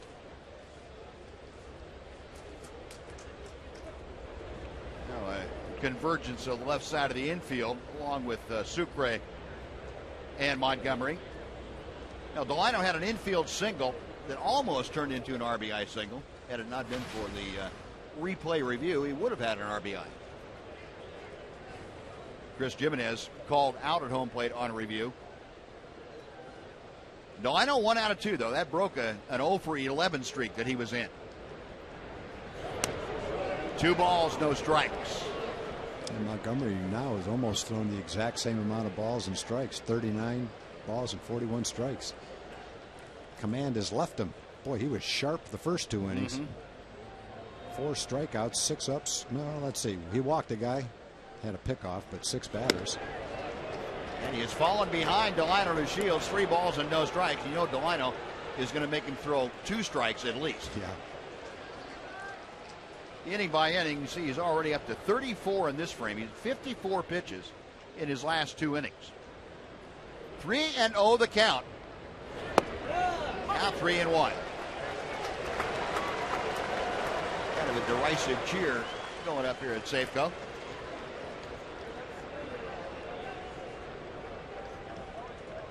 Montgomery back to the plate. To the side, right side, the shortstop Marte goes the short way. And he gets the sliding Chris Jimenez. That'll do it. But the Rangers plate 3 runs. They have 3 hits, 3 walks, and leave 3. And after 3.5, Rangers leading by 3.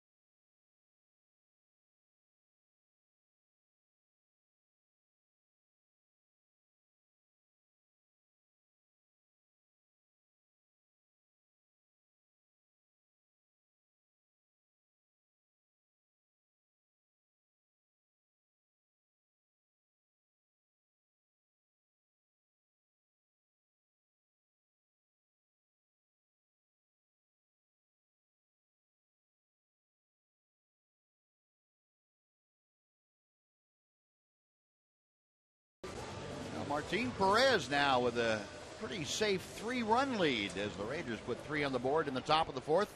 Martin going to work here in the bottom half, and he will face the middle of the order. Nelson Cruz, Robinson Cano, and Jesus Montero. Nelly Cruz had the first base hit given up by Martin Perez. That was back in the 1st inning. A 2-out single, so Cruz now an 18-game hitting streak. That is the longest active streak in baseball. First pitch from Perez. 0-1.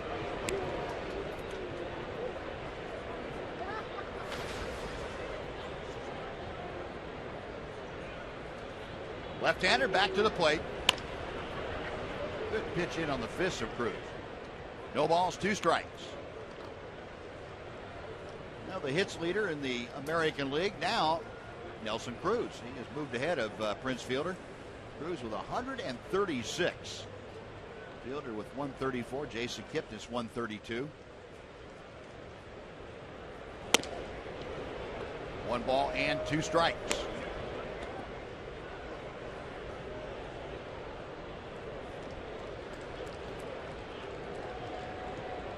Cruz also having a big year against lefties. 385 his average against southpaws. 2 balls, 2 strikes. There's the updated numbers for Nelly Cruz hitting streak. 429 over those 18 ball games. 11 home runs, 15 RBI.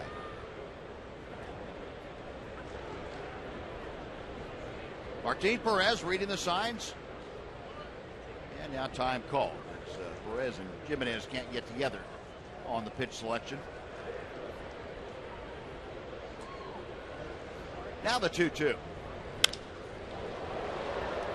Down the right field line, a long run for Josh Hamilton. The ball slicing back and just out of play. And we'll reset and try it again. Hamilton had about a 40-yard sprint to get over there.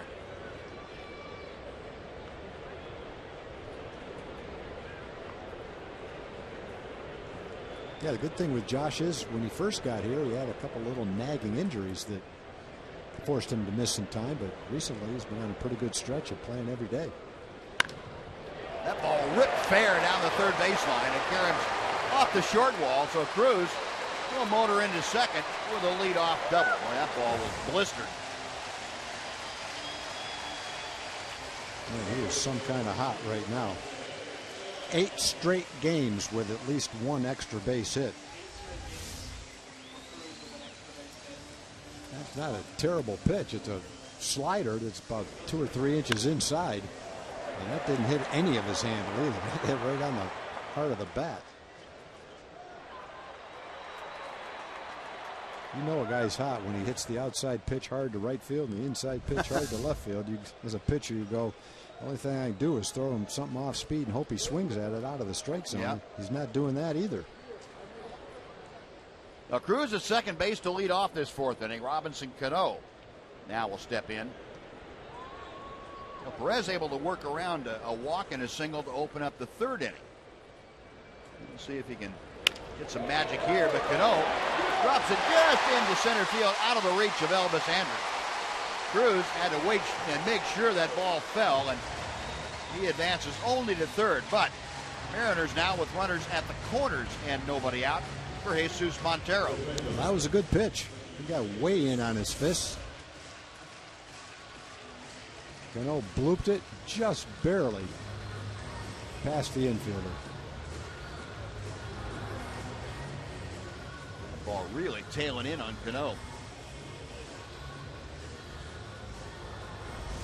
So a double, now a single.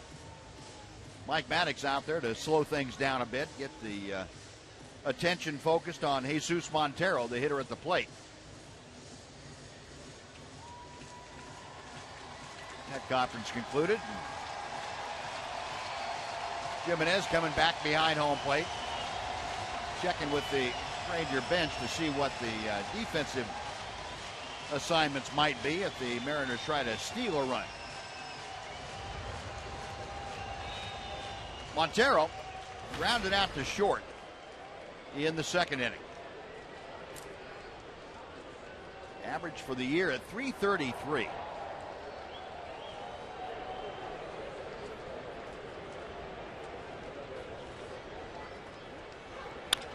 Pulls one into left field, a base hit. Cruz will score, stopping at second. Robinson Cano, Montero the RBI single. It's a 3-1 Ranger lead.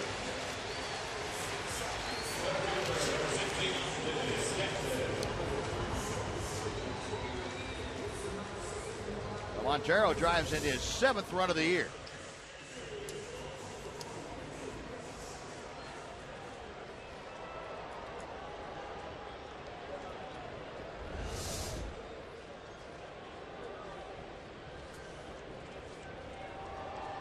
Cano at second, Montero at first. Still nobody out. Austin Jackson stepping to the plate. Jackson a ground ball to 3rd back in the 2nd inning.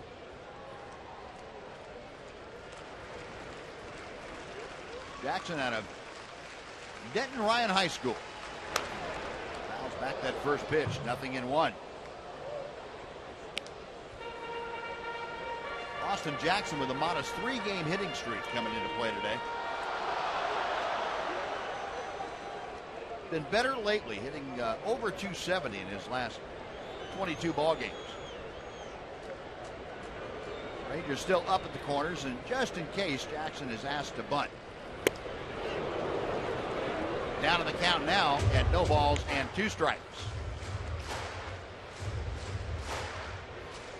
Well, the hits are even at 5 in this ball game. Rangers, however, put 3 of their 5 together with a couple of walks to put 3 on the board in the top of this inning. Mariners come back with 3 straight hits to open up the bottom of the 4th. That pitch gets away from Chris Jimenez. Looked like he was kind of crossed up the way he went after that, and both runners advanced 90 feet. Yeah, that one hurts because it takes away a potential double play ball.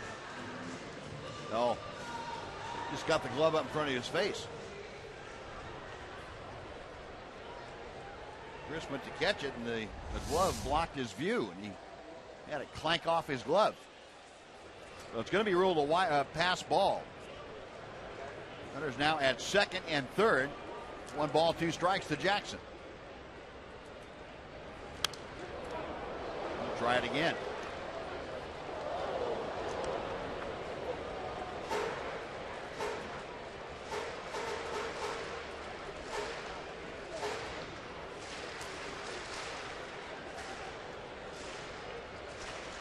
With nobody out, Rangers playing the infield back. They will give up the run for and out if they possibly can. Nobody out here in the fourth with runners at second and third. Popped up. Angling out into foul territory. Rougned Odor makes the catch. Bluff move down the line by Cano. He will stop and retreat to third. Nice job by Odor to make that catch and get the ball back in very quickly. That's a big first out.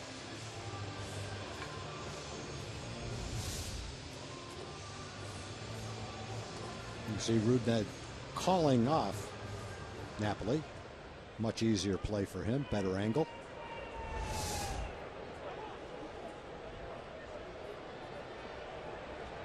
So an important first out. Mark Trumbo struck out the first time that he faced Perez today.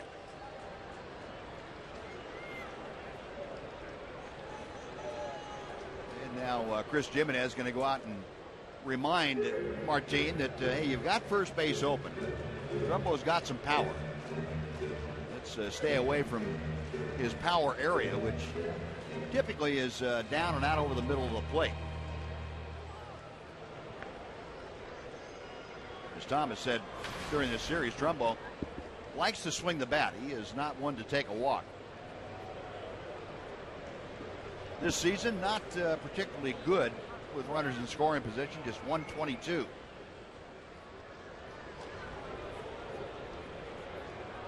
Trumbo, a Mariner since back on June the 3rd. Came over from the Diamondbacks in a trade. Skied to right center field. Going to be deep enough to score Cano. Hamilton with the catch. Cano tags. He comes in to score. The throw goes to third. Just sliding in ahead of the throw, Jesus Montero. The sacrifice fly, though, cuts the Ranger lead down to 1. It is 3-2 Texas, as Trumbo gets his 16th RBI.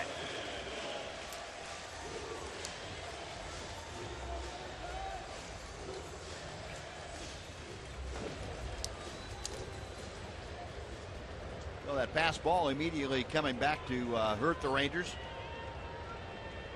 Sacrifice fly by Trumbo. 2 gone for Brad Miller. Miller walked as he led off the 3rd inning.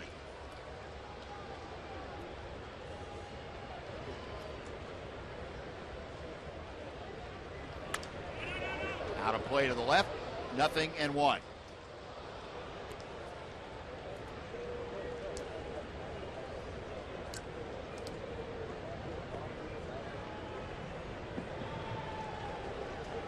Outfield playing Miller just about straight away.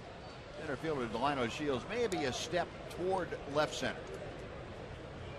Cornermen relatively shallow. The infield playing Miller a step around to the right. The 0-1 pitch. 0-2.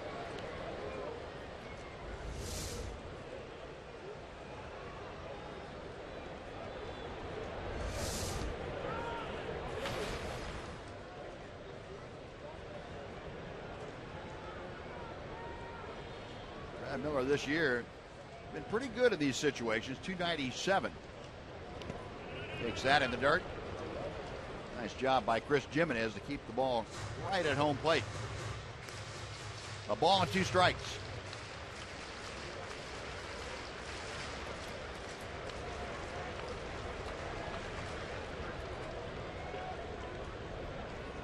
Miller has had 5 hits in 9 at-bats against Martin Perez. Make that 3 for 7. No mistake.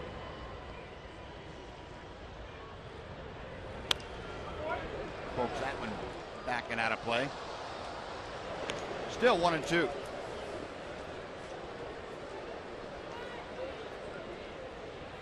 An inning by inning breakdown for Martin this afternoon.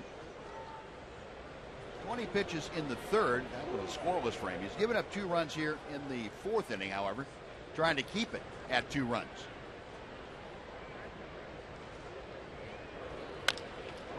Little chopper to third. Beltre charging. Off balance throw. Can't get it. In to score is Jesus Montero. And Brad Miller with a little dribbler to third for an infield hit. Ties the ball game. It is 3-3.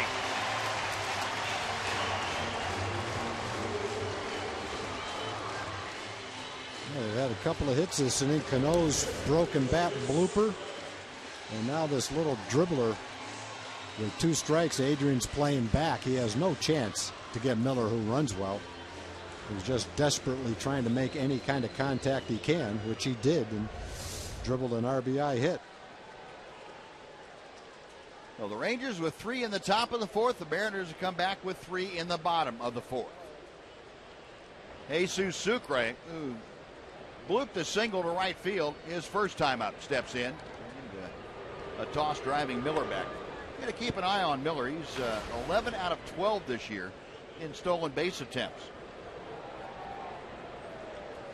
And for Miller, that's for a guy who stole 9 bases total in his last 2 years.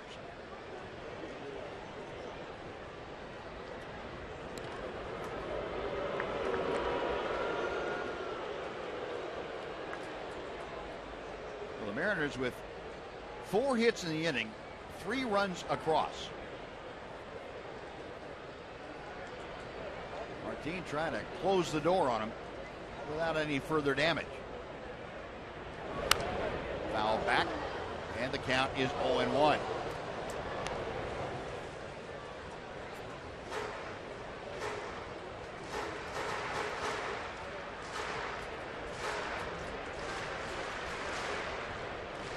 Sucre with that base hit almost got up to the 100 mark. 093.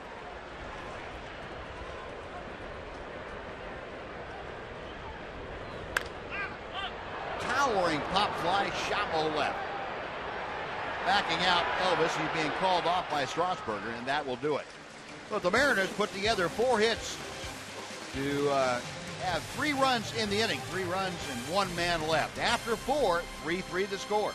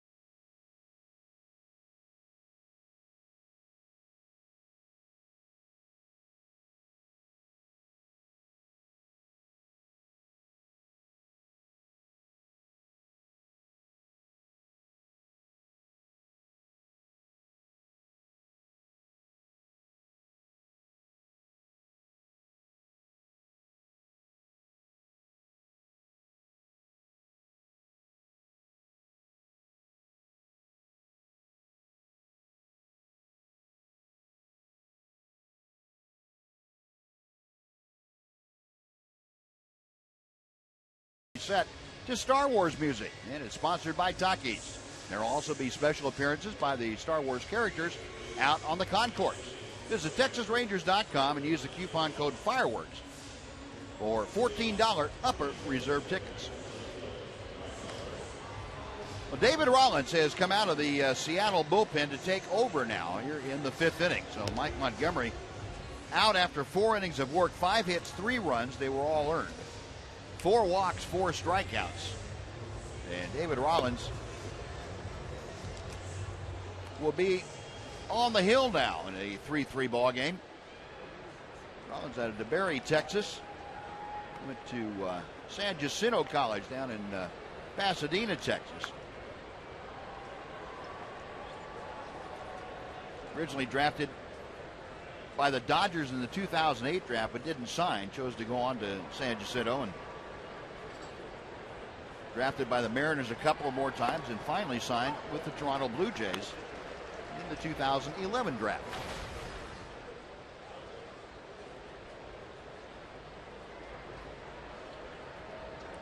Ryan Strasburger pulls one, a base hit to left field. Strasburger with his first major league hit. A solid single off of David Rollins, and somebody get that baseball into the Ranger dugout. It goes. It will be authenticated and head for Ryan Strasburger's mantle. Nice going, young man. He almost had his first hit in his first game. He hit that long drive to center field. The center fielder made a great play to rob him of a hit. He's already had a walk to lead off the 4th inning and scored. Kind of keyed that rally. And he's got a single to start the 5th. Maybe he'll key another rally. A 1 on, nobody out. Prince Fielder, who drove home Strasburger with a double to left center field last time up. Fielder now 64 runs driven in.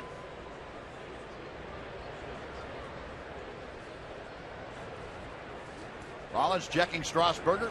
Comes to the plate with a fastball for strike 1.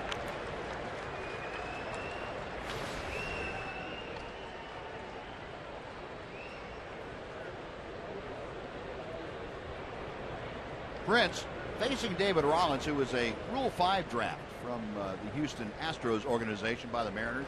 That is hit hard, but sliced out of play to left. 0-2. Rollins last year worked at Corpus Christi, Double-A for the Astros. Part-time starter. He had 12 starts, 27 games overall, went 3-4.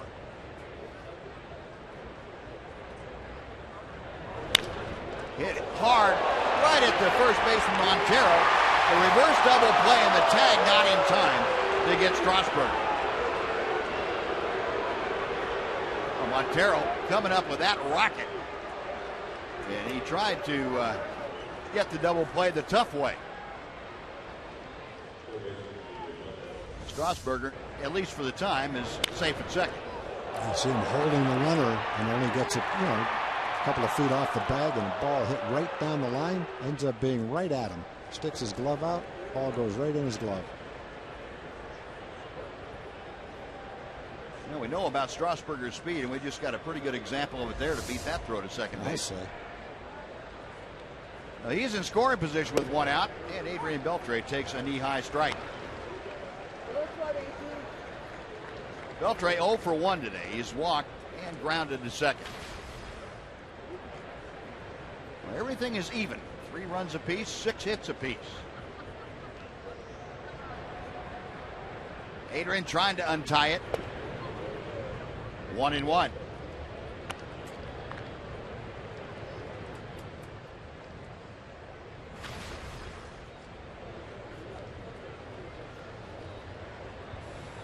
Adrian not having a particularly good year with runners in scoring position. Just a .210 average. 1 ball, 2 strikes on the foul ball. But as we mentioned, the Rangers as a whole, and Adrian included, have improved tremendously in the last couple of weeks in these situations. Well, the offense has improved tremendously. Club second in the American League since the All-Star break. In average, they're hitting .284. Also scoring 5.5 runs per game. Jeff Anderson has seen his club really come back to the offensive show that we saw earlier. Out of play to the first base side. Rangers, you'll remember, really caught fire in May and got things going, and then fell off again after a miserable month of April. Rangers showed life and got back into the race, and primarily their ability to score runs. Pitching picked up a bit, but run support certainly a big part of that. And then again in June, it was somebody shutting off the spigot. Out of play again down the right side.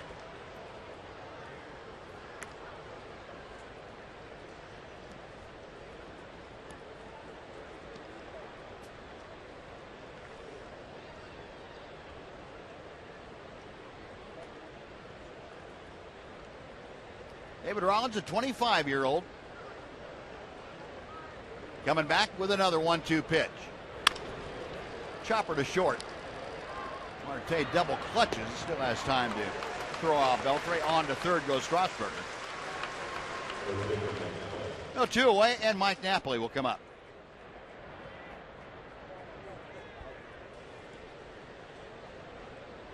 Knapp has struck out and walked. He walked in the 4th, came around to score. In case you folks missed it earlier, Mike just acquired yesterday from the Boston Red Sox.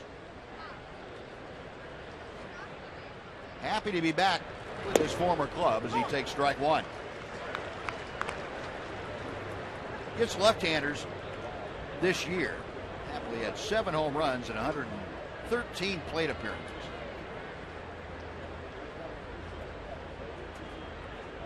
Trying to get the Rangers out in front once again. A ball and a strike. We mentioned the last 17 games with Boston. Napoli at .281, 3 home runs and 10 RBI. Didn't miss that by much. Towering pop fly. Austin Jackson coming on. The center fielder makes the call on the catch, and that'll do it. Rangers get a leadoff single, but strand Strasburger. We're halfway through the ball game in Seattle. It's the Rangers 3 and the Mariners 3.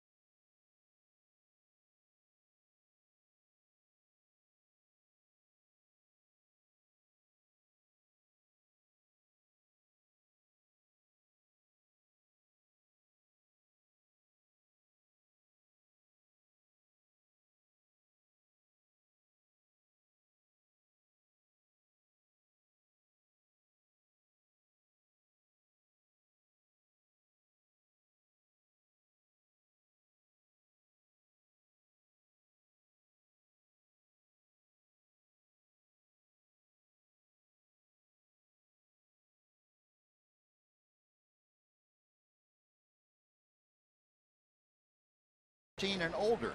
We'll get a Giovanni Gallardo powder blue t-shirt. It's thanks to Dr. Pepper, Albertsons, and Tom Thumb. Visit TexasRangers.com or call 972-RANGERS to get your seats for that event. Martin Perez going to work in the bottom of the 5th inning, facing the top of the Mariner order. Ketel Marte, who has struck out and grounded into a double play, is leading it off. Marte, Seager, and Cruz. Foul back. 1 ball and 1 strike.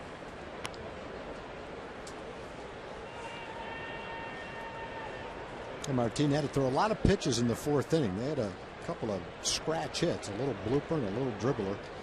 Worked the counts pretty well. Made him work hard that inning. Got a pass ball that moved some runners along and helped a little bit.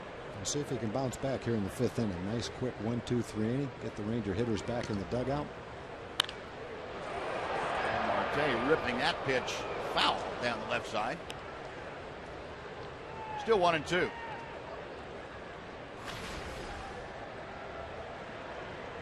Marte hitting at even 200 now.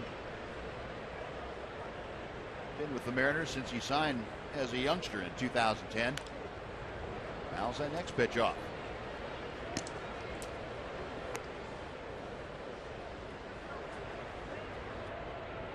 Marte really not in the picture for the Mariners. Chris Taylor, who was hurt in spring training, was the heir apparent to shortstop. He and Brad Miller were having a pretty good competition.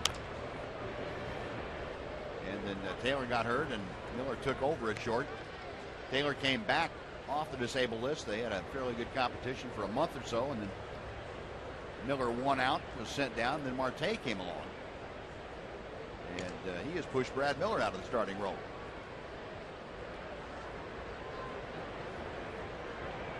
Perez with another 1-2 pitch. Odor. A nice belt high hop to work with. 1 gone. A lot of good pitches in that at bat from Martin. The foul balls were just defensive swings, trying to make some contact with 2 strikes. Worked Marte pretty well. Didn't really give him much to hit at in that at bat. Oh, 1 away.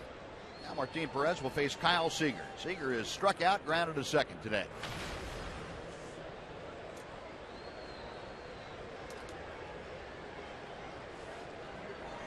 The average at 267 for the year. And Seager, over the last month or so, has been a .310 hitter. Had 4 home runs in his last 27 ball games, 8 doubles. Takes that breaking ball from Martin Perez, and it is 0-2. Pretty good pitches right there, too, right next to each other.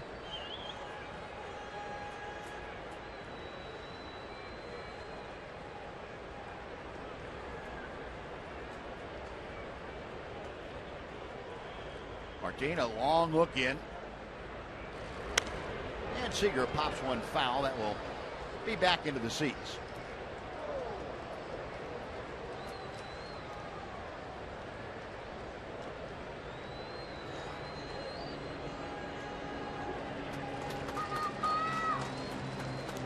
Seager, very much like Adrian Beltre this year, snapping a long consecutive games played streak. Both of them third baseman for their teams. And Seager had a streak of 192 consecutive games snapped back in June. Beltre's was 191 when he had to go on the disabled list with that thumb injury. 1-2 pitch. Now 2-2.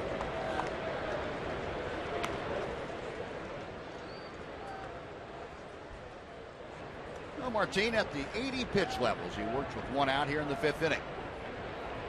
3-3 ball game. Hits even at half a dozen each. Just into center field, a base hit. Seager extends his hitting streak to 5 consecutive ball games. 1 on, 1 out. Nelson Cruz coming up. Right now we're going to send it back to Aaron Hardigan for a Mazda game break.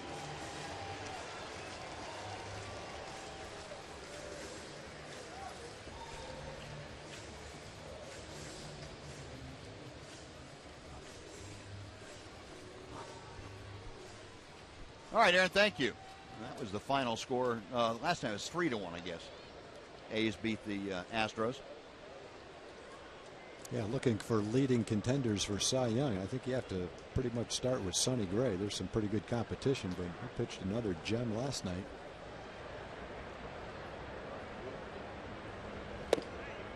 Nelly Cruz takes a knee-high strike, 0-1. Now, what was that? His 13th win? Yeah, I think it's like his third complete game in his last 5 or 6 starts. Wow.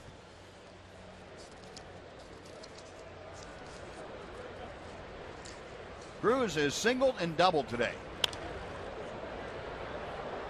That is out of play to the right. Now, speaking of Cy Young potential, our Kubota Power Stats, how about Felix Hernandez? He will face the Rangers again. I mean, that's just standard fare. Rangers play the Mariners, and Felix Hernandez pitches one of the games. 13-6 this year, 7th in the league with a 3.13 ERA, 7th in strikeouts. Rangers have, however, beaten Felix Hernandez more than any team in baseball over the years.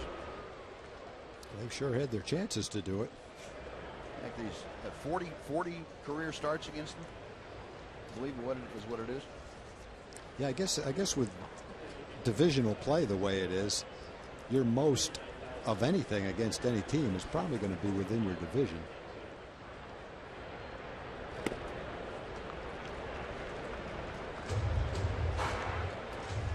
He has 45 career starts against the Rangers. 14-21.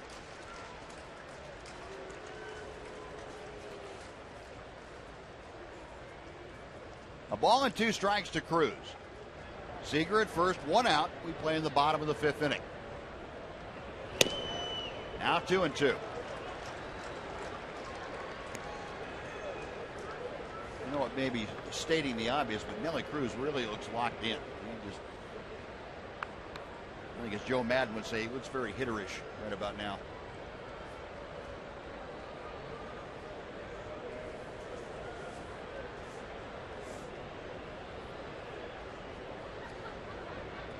Perez back to the plate. Odor, Andrews, Napoli, 4-6-3. That takes care of Seager's 1-out single. Second double play turned by the Rangers this afternoon. No runs a hit, nobody left. After 5, Rangers 3, Mariners 3.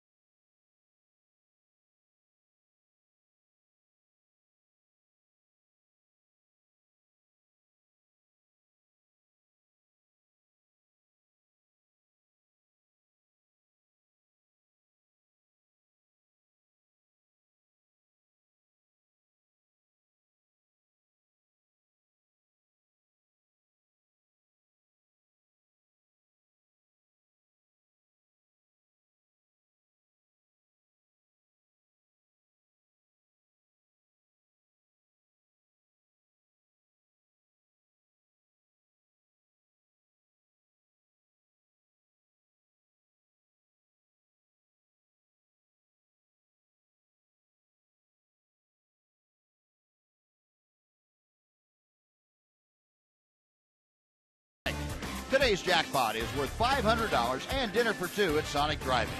If a Ranger hits a home run during this inning, Maxine Steele of Benbrook, Texas, will win $500. And if a Ranger hits a grand slam this inning, Maxine is going to take home $25,000. You can register at any participating Sonic restaurant. Well, Josh Hamilton will start things off for the Rangers against David Rollins. It'll be Hamilton, Andrews, and Odor. Here in the 6th inning of a 3-3 ball game. Josh, an RBI single his last time up. 1 out of 2 today. That one cued off the end of the bat foul. It's 0-1. Hamilton now a .256 average. He has 18 RBIs.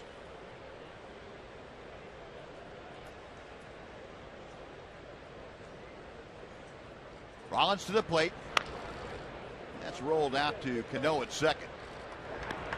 One gone. Next will be Elvis Andrus.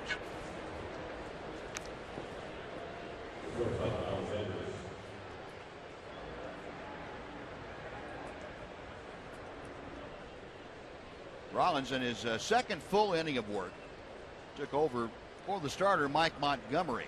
Montgomery went the first 4 innings. Rollins gave up a leadoff single in the 5th, but got the next 3 hitters. And he's gotten Hamilton here to start the 6th. Elvis Andrus 0 for 2, a ground ball to third, a line drive to right.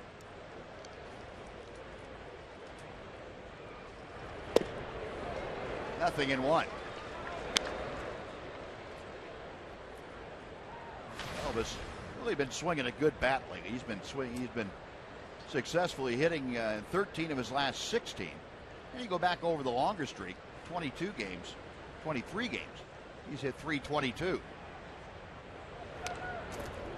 Didn't really want to, and it's a foul back to the screen. Nothing at 2. Let's check in with Emily Jones. Em? Well, Buzz, we've talked about Elvis using the heavier bat, and you also may have noticed he's using that high leg kick. Both of those things he implemented at the same time. I talked to Dave Magadan about it today, you know, what that does for him. He said it just allows his lower body, you know, to carry more of the burden of swinging the bat, where it's not all his upper body. And we've seen the results that have come from it, and it's a tweak that they made, and one that obviously has been working of late. Yeah, you're exactly right. Good stuff, Emmett. Dave Magadan said he was trying to get Elvis to do that as far back as spring training, just suggesting it to him. Not that it's mandatory, but you know, a change like that. I guess, Tom, the toughest thing would be have that work for you before you believe it, huh? Yeah, and we've talked about Elvis all season long being able to drive the ball more often to left field, you know, with or without a leg kick. And he was doing it early in the year occasionally, and as the season's gone on, it's happened more and more often. I'm sure the leg kick has a pretty good influence on that. I'm not able to make contact against David Rollins that time, but with 2 out now, Rougned Odor will come up. I guess hitters, like everybody else, creatures of habit.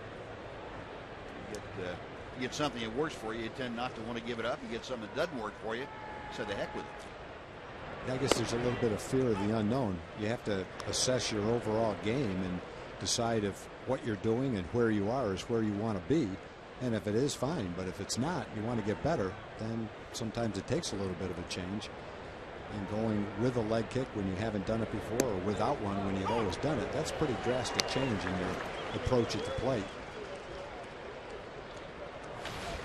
But I agree with what you said, Buzz. Like anything else, if you start to do it and you enjoy some success and it feels good, then it's a lot easier to stay with it. Yeah.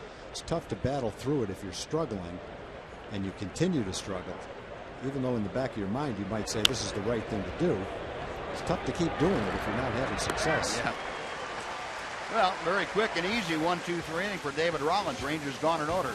After 5.5, it remains the Rangers 3 and the Mariners 3 on Fox Sports Southwest.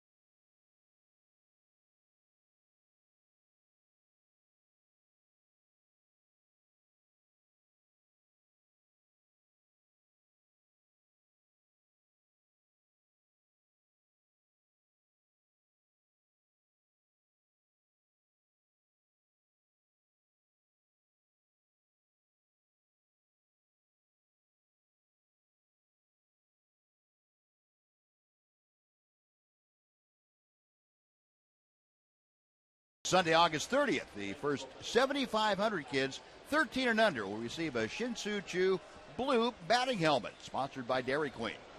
Head over to TexasRangers.com or call 972-RANGERS to get your tickets. Robinson Cano leading off the Mariner sixth inning. And he leans on a breaking ball from Martin Perez. Takes it for ball one. Cano 1 for 2 today. Singled and scored his last time up. That was in the fourth inning. All the runs for both teams were scored in the fourth. 3 by each club. Cano's base hit right in the middle of a 3-hit outburst that turned into those 3 runs for the Mariners. 2 balls, no strikes. The count to Cano.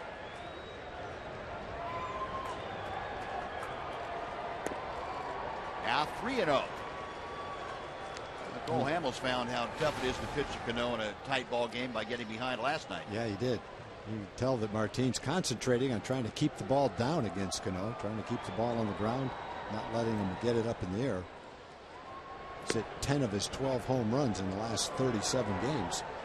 That's how cold he was at the beginning of the year. First 2 months of the year, 61 games. He only had 2 home runs and he was hitting .237. But since that time, he's hit the ball exactly like you would expect him to. But he's keeping it on the ground. Yep. Nice job there by Martin Perez to get the ground ball. Odor throws out Cano. 1 gone for Jesus Montero. He got the ball up, but only far enough so that he'd swing at it and make it a strike, but down low enough with sinking action, so the best he could do was hit it on the ground. Well, Perez able to get that important first out here in the 6th. Montero had an RBI base hit in the 4th inning. Drove in his 7th run this year for the Mariners. 0-1 on the foul ball. Montero now hitting .353 as he faces Martin Perez.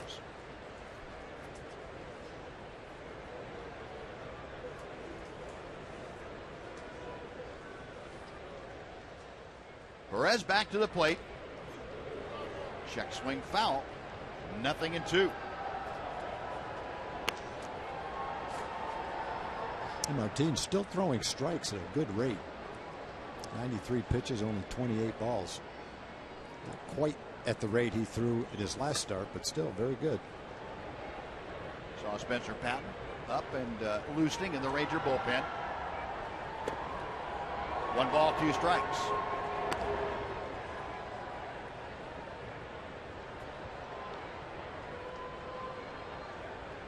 Here's the ball strike breakdown for you this afternoon.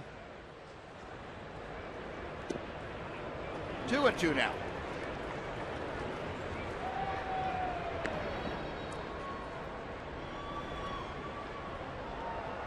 Mentioned Montero at AAA. He had gotten hot down for Tacoma.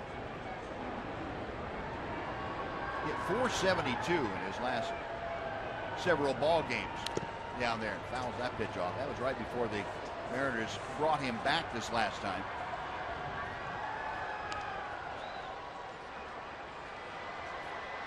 Six ball games. He scored 7 runs, had 7 RBI, and he also had 7 extra base hits. 2 balls and 2 strikes.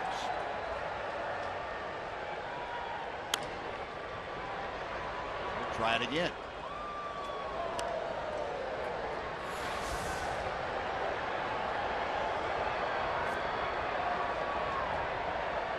Montero, along with the RBI single, is grounded to short.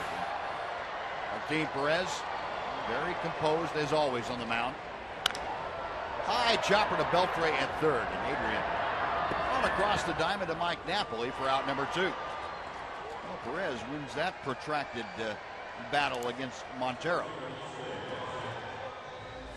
Next will be Austin Jackson.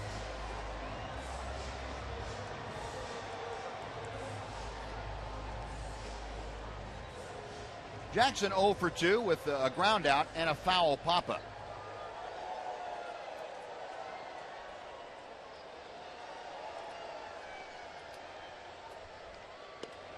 off speed, and that is on the inside part of the plate for strike one. Jackson 1 for 3 in last night's game. Had a walk. Takes inside here to even the count.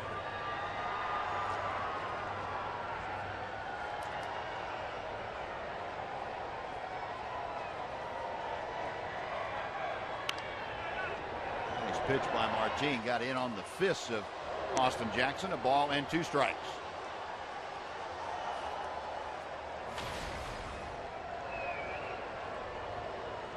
.252 average from the Mariners center fielder this year.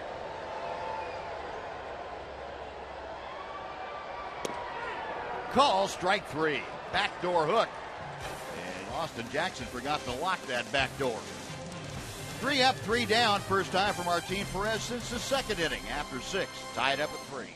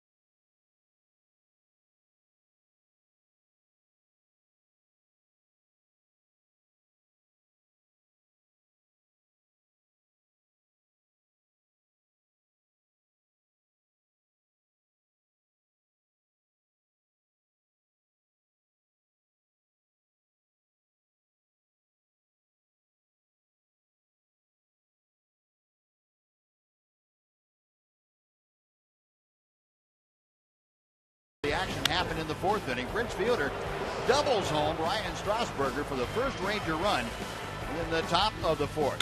And then Josh Hamilton gets his RBI single. Prince Fielder scoring.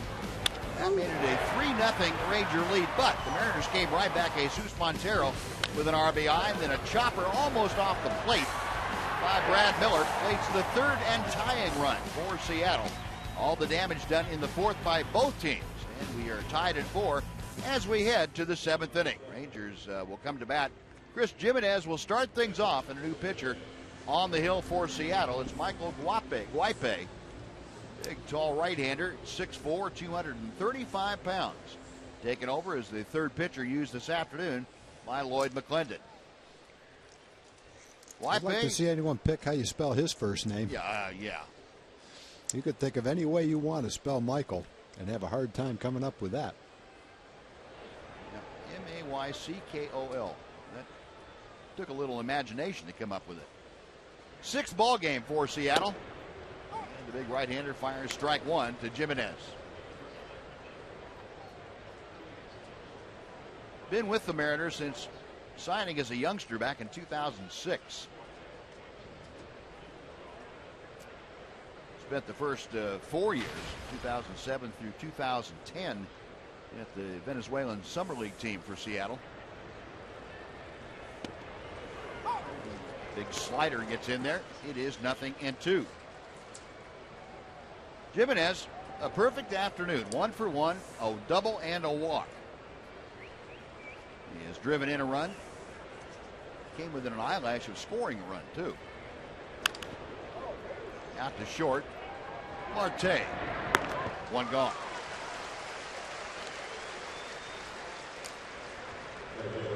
And that'll take the Rangers back to the top of the order for Delino DeShields.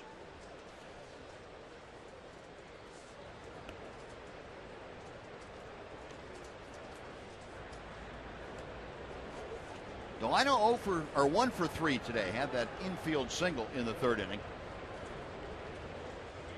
Other than that, has been out on a fielder's choice and struck out today.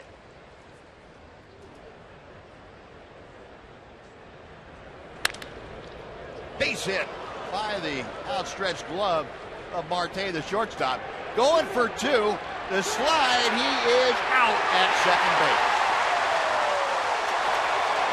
Delino DeShields trying to make something happen. And he's using his speed and was gunned down on a pretty good throw by Austin Jackson. He's hanging around out there to see what happens when Jeff Bannister gets the information. It's actually Brad Miller who cut in front of Austin Jackson and made an incredible throw. Did a 360, fielded it on the run. I guess that's where having been a shortstop comes into play. I didn't think he was going to get him. I said that's a good aggressive attempt to get a double. And there's the tag right before his foot got there. Beautiful play by Miller. Number one, to get to it, get rid of it quickly, and then doing that 360 out there to be able to throw it accurately and allow the tag to be made. Well, Brad Miller with the outfield assist. That is out number 2. And Ryan Strasburger now will try to get aboard.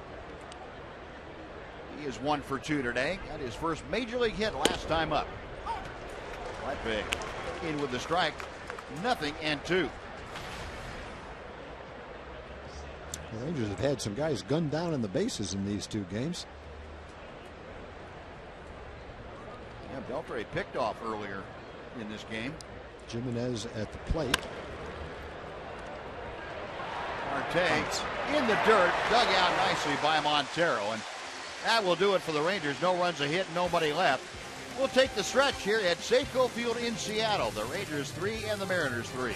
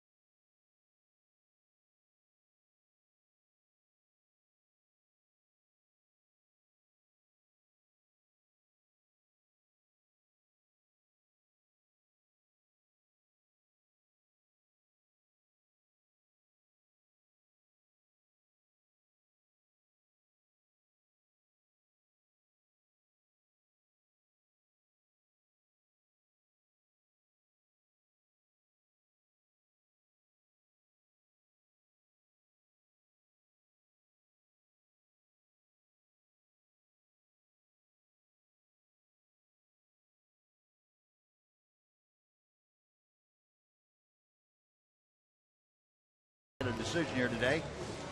A 3-3 ball game. Sam Dyson coming on in, the 27-year-old right-hander from Tampa, Florida, on for his 5th appearance in a Ranger uniform. Gave up a run to San Francisco in his first appearance back on the 1st of August. Since then, he has worked 2 1/3 innings of scoreless baseball. At 2.45 ERA, the league hitting .375 against Dyson. A lot of ground balls, that power sinker. And he will take that out to face the Mariners here in the 7th inning. Bottom third of the Seattle order. Mark Trumbo, Brad Miller, and Jesus Sucre, the first 3 scheduled hitters. Sam's worked a couple of games where he's got a couple of saves. He got that nice ground ball double play off Hunter Pence's bat. Got the fastball, sinking fastball in on his fist. Turned it into a nice double play to end the ball game. Game on the line. He's showing velocity and movement. And he didn't leave much in the bullpen because he comes out throwing 96 with the bottom falling out of it. Just missed for ball one. Trumbo 0 for 1 today. A sacrifice fly his last time up. Got in on him. Real happy he didn't hit that solidly into play. He'd be reaching for a new bat for sure. Maybe some new thumbs. Thing was in on him before he could get the bat off of his shoulder. Yeah, one thing about Sam Dyson and Jake Diekman, they make it look easy throwing 96 miles an hour. Oh, cut that one a little bit. Yes, he did. You can make that thing go both ways. You're in the driver's seat. You couple that thing with a 96 or 97 heavy sinker, you've got something going. Man. 1 ball, 2 strikes to Trumbo. Ouch. He's thinking the same thing. That's 2 balls right in there that if those had hit the middle of the bat, they might not have gotten to the pitcher's mound. Trumbo today, along with the sacrifice fly, had a strikeout back in the 2nd inning. Dyson ready. A little cutter off the outside corner. 2-2. I have to ask Sam after the ball game whether he calls that a cutter or that's his slider. Well, he gave up. Didn't he give up a home run to Pence on a slider? Yeah, didn't he? Yeah. It didn't seem like it was that hard. It seemed like it was more like an 85-mile-an-hour pitch. It might be 2 different pitches. Sam has run the count full here. He has not walked anybody in a Ranger uniform this year in any of his 5 outings. Payoff pitch coming to Trumbo. Inside, ball 4. And a leadoff walk here in the 7th inning. 1 on, nobody out. Progressive would like to catch you up on the Rangers schedule. Finish up tomorrow afternoon here in Seattle. Then enjoy an off day on Monday. Minnesota coming up Tuesday, Wednesday, and Thursday. Night games Tuesday and Wednesday. An afternoon game on Thursday. And then back home to take on the Rays and the Mariners before heading back on the road. A short 4-game trip to Detroit.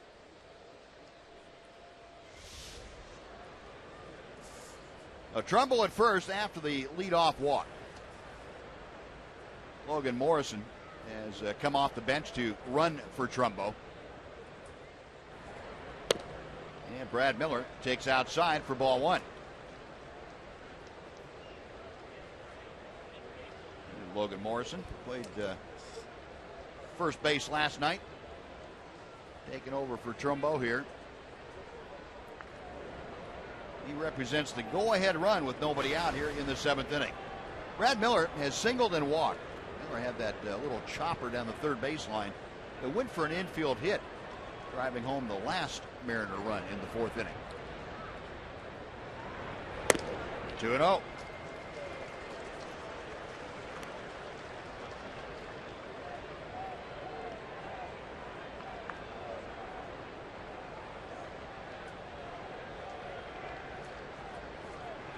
Sam Dyson having a little trouble dialing in the strike zone the last few pitches. There's a strike.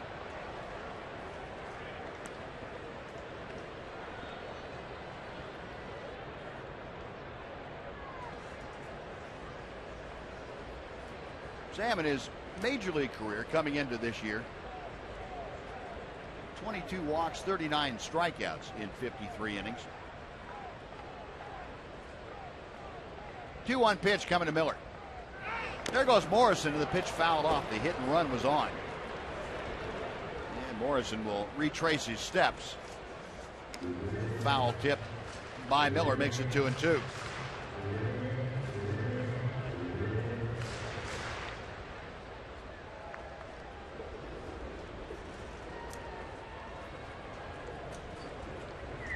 Dyson with a new baseball, back up on top, reading the signs from Chris Jimenez.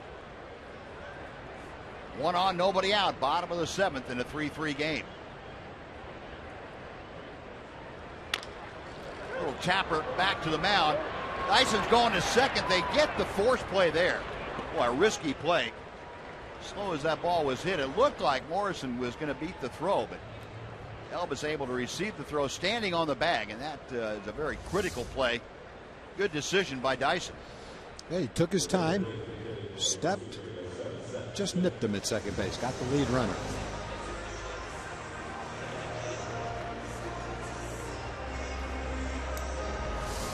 Oh, now Brad Miller, the runner at first, and he has a little better speed than Morrison. But he's there with 1 out. Lloyd McClendon has gone to the bench. Jesus Sucre, the catcher, the scheduled hitter, but Seth Smith is coming up now as a pinch hitter.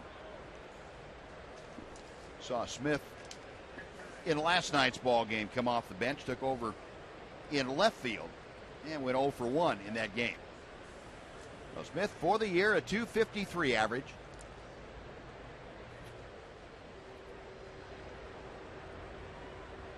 Nine home runs, 29 driven in.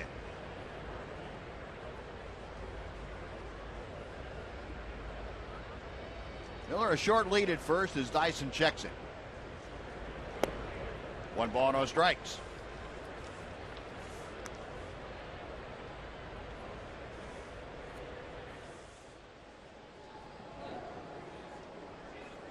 Jake Diekman, hard throwing left-hander, loosening in that Ranger bullpen.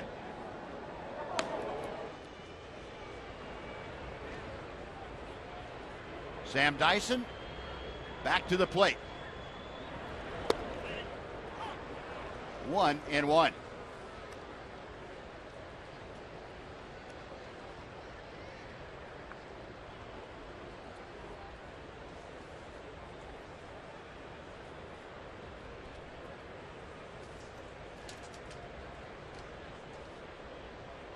Chris Jimenez flashing the signs out. Dyson picks 1 out. 2 balls and a strike. Now Sam forced to throw a lot of pitches. He's worked in 15 already. Still just 1 out here in the 7th inning. He's given up a walk. He has fallen behind to Seth Smith, the pinch hitter. 2 balls and no strike, or 2 balls and 1 strike.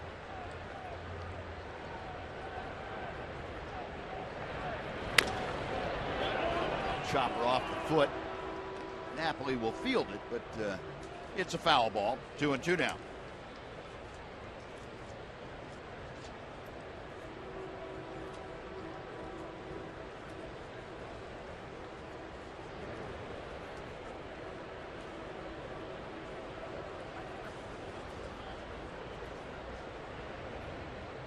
Smith this year is a pinch hitter. 4 out of 12. One of those 4, a home run.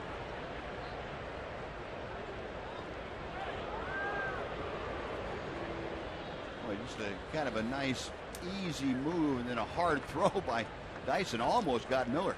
Kind of lulled him to sleep with the effortlessness of that throw.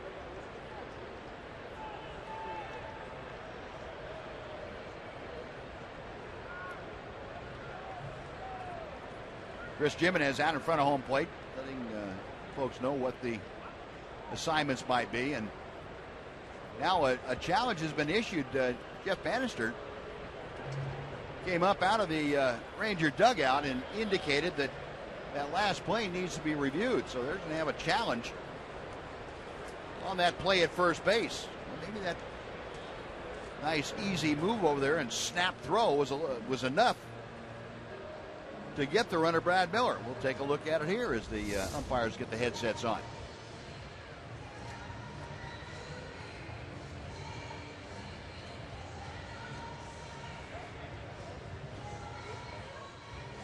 Didn't look like it.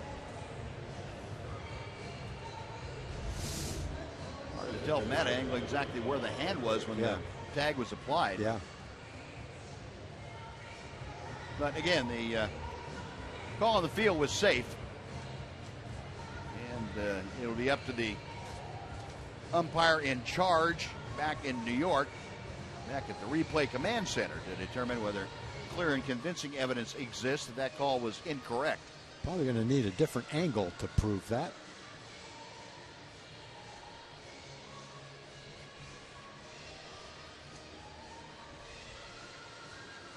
Well, Dale Scott, the crew chief, there on your right with the headsets on, and Lance Barrett, the first base umpire, who made the call. The two umpires with the headsets on. It's our third challenge today. Seattle won the first two. We got calls overturned, and now the Rangers issuing their own challenge. We'll see how that fares.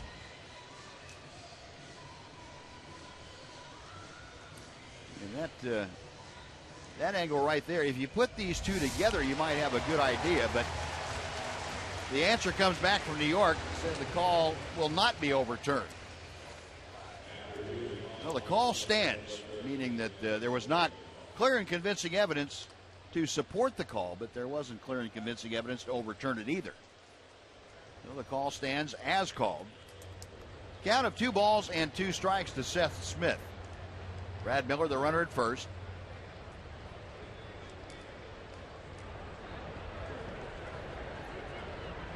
One out here in the bottom of the 7th inning.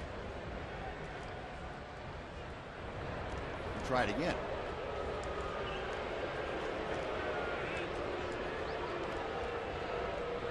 Keep throwing over there until you get one that's indisputable. Might take a while. I'll keep them close. Won't be able to break up a double play, get your ground ball, and get back in the dugout.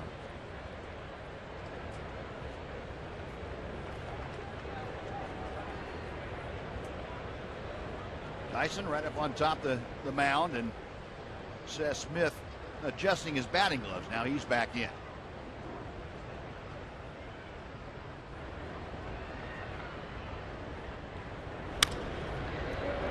Odor goes to second. They get one. The return not in time. Smith able to leg out the return from Elvis. But again, the Rangers get the lead runner. So now with 2 outs, Smith at first base. Back to the top of the order, Ketel Marte. And before he gets ready, let's send it back to Aaron Hardigan for a Mazda game break.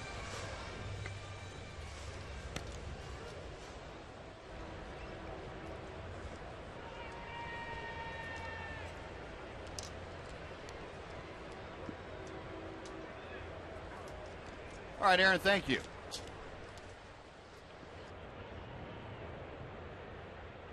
Ketel Marte, 0 for 3 this afternoon. A strikeout, a couple of ground outs. Batting here with 2 outs. And he lines one sharply on one hop. Right to Odor. It almost took Rugnet back into the outfield. A hard out, and that'll do it for the Mariners. No runs, no hits. The Walker left stranded after 7 complete. We are still tied at 3.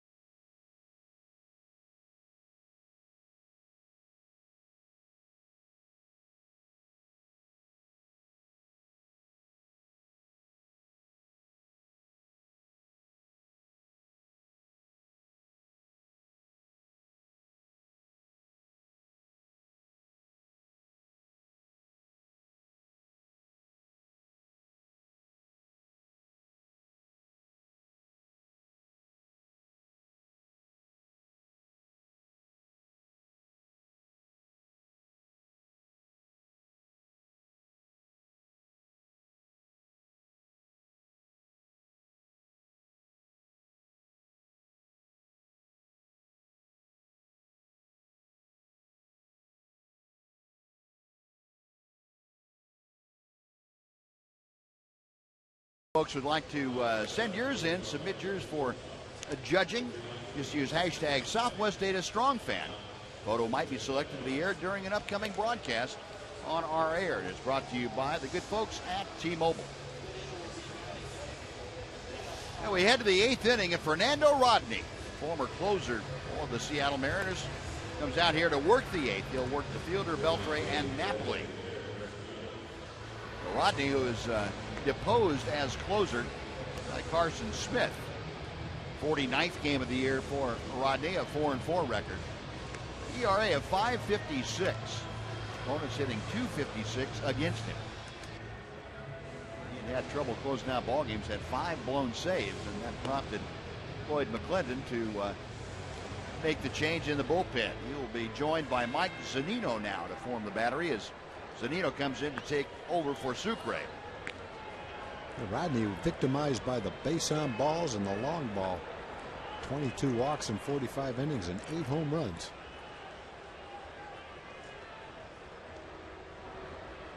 They got a guy who can hit a long ball right here. Maybe that problem for him will continue. Walks and home runs are a big problem for a closer, though. You generally don't have too much margin for error. And his first pitch is in for strike one. Well, Fernando Rodney with that great changeup and a mid-90s fastball most of the time. Say one thing about Rodney, though, with his fastball, his command has to be pretty good, but it's a straight fastball. He gets a pop-up on the changeup from fielder. Shallow center field coming on. Austin Jackson, he makes the call at the last second and the catch. That is out number one. Jackson playing a very deep center field in a no doubles alignment. Yeah, I don't think Brad Miller was disappointed to be called off on that play. That was a tough play for him. Back to the plate, looking up. Easier play for Jackson on the dead run coming in for it. And part of the defensive realignment for the Mariners as Beltre gets one into shallow center. Jackson still coming on, and he makes the catch. Again, playing deep in not a very deep fly ball. He had to run a long way, but he made up the ground and made the catch. 2 out. We saw Brad Miller to come into the ball game, or I should say gone from left field to play shortstop in this ball game. Outfield totally realigned as Mitch Moreland has grabbed a bat. He's going to pinch hit for Mike Napoli. So with Rodney on the hill, Jeff Bannister going to his left-handed hitting first baseman. Yeah, Mitch's been a very good pinch hitter when he's gotten the opportunity. He's 4 for 6 as a pinch hitter.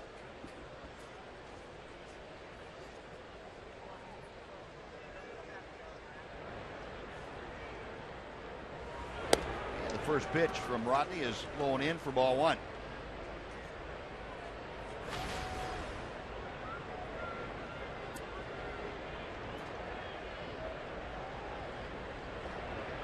Mitch a .290 average, 16 home runs, 57 driven in.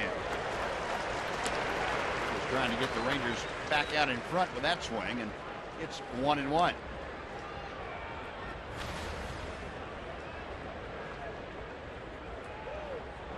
Outfield still playing extremely deep with Moreland up there. No doubles alignment. They're back close to the warning track. Jackson in center field, Morrison in right. No more than 15 feet or so from the track. Logan Morrison out there in right field. A couple more steps, he'd need a ticket. Ground ball, and Cano can't get it. It's by him into right center. Moreland has another pinch hit. A single with 2 outs, and it'll bring up Josh Hamilton.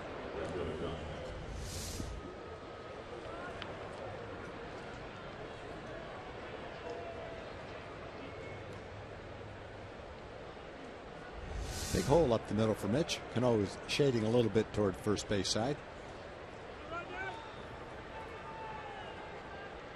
The Warland carrying the go-ahead run at first base with 2 outs. Josh Hamilton is 1 for 3. He takes that tailing changeup in for strike one. Hamilton an RBI single back in the 4th inning. Other than that, he has struck out and grounded out.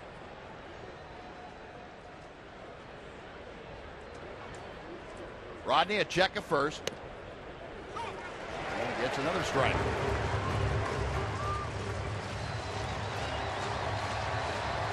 Generally, that changeup is a little bit out of the strike zone, and he gets the hitter to chase it. Both of those changeups were in the strike zone.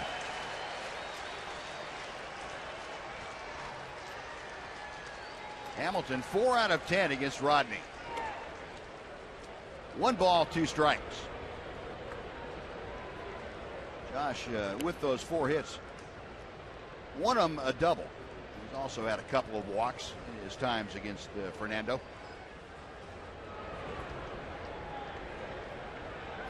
Huge hole on the left side of the infield. Looked like Josh was trying to take the ball that way and fouled it off. Yeah, it's not easy to catch up with a 96-mile-an-hour fastball after 3 straight changeups. If he did fight it off, it probably would have gone toward the left field foul line.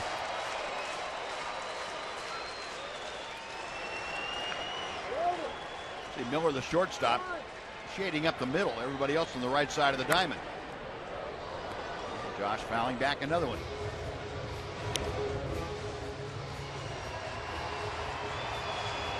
Still a ball and 2 strikes.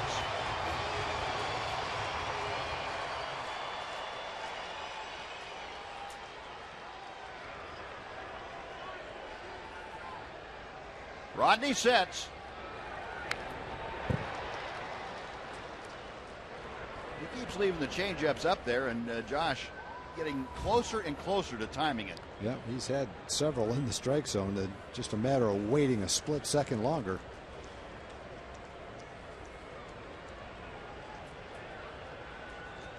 Zunino giving the signs to Rodney. He says okay. Fastball just off the outside corner. Yeah, I can see why after you've seen 3 or 4 changes, it's pretty tough to pull the trigger on that. Yeah, that's one of those pitches you go, I'm glad that was a ball, because even if it was a strike, I might not have been able to pull the trigger on it. 2-2. Got him swinging. Now Rodney gives up a pinch hit single to Moreland, but that's it. Rangers strand a runner. 7.5 in the books. It remains the Rangers 3 and the Mariners 3.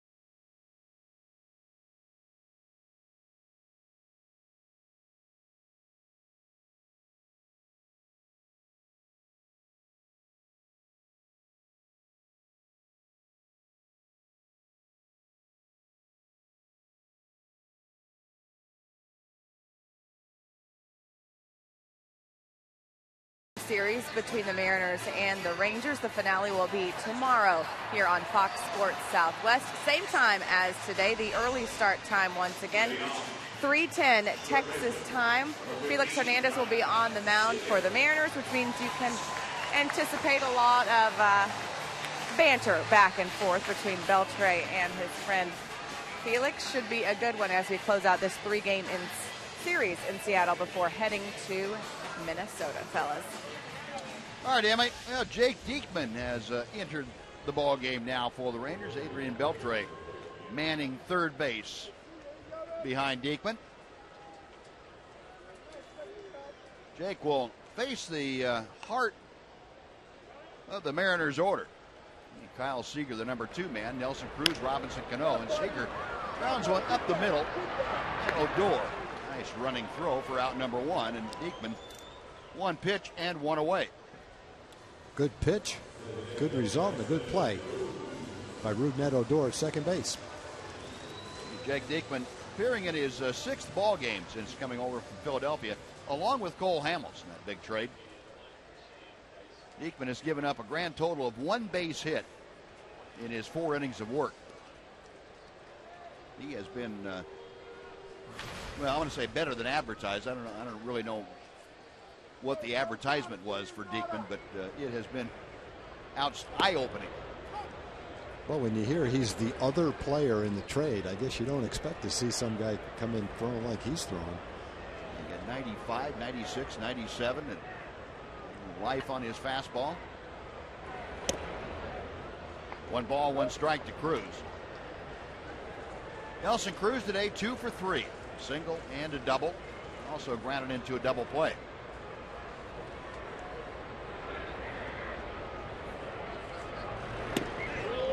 Just off the outside corner. Jake, a 28-year-old from Wymore, Nebraska. Diekman last year a workhorse for the Phillies, 73 appearances in Philadelphia. Cruz shoots it out of play to the right. Got up there at 98 miles an hour.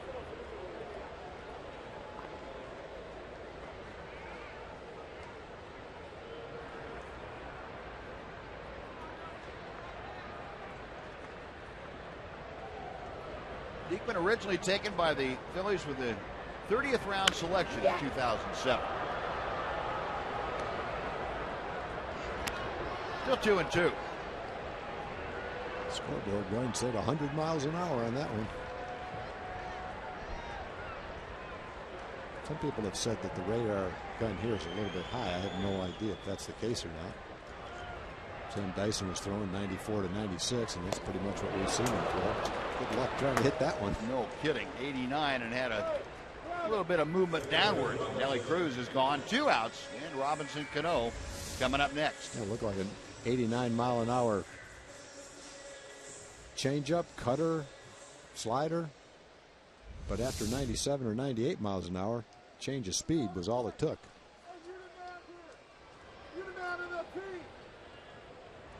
Cano steps in 1 for 3 today. He singled and scored in that 4th inning. He's also grounded out and struck out. 1 ball, no strikes.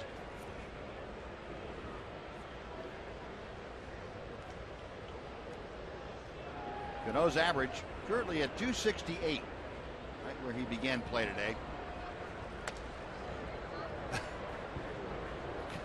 Kind of a half-hearted swing at that. I'm not sure that Robinson is real thrilled about facing Jake Diekman. At least he wouldn't appear to have a whole lot of vested in this. If he gets a pitch on the inside part of the plate that he can hit, that's fine. But if not, chalk it up to an AB.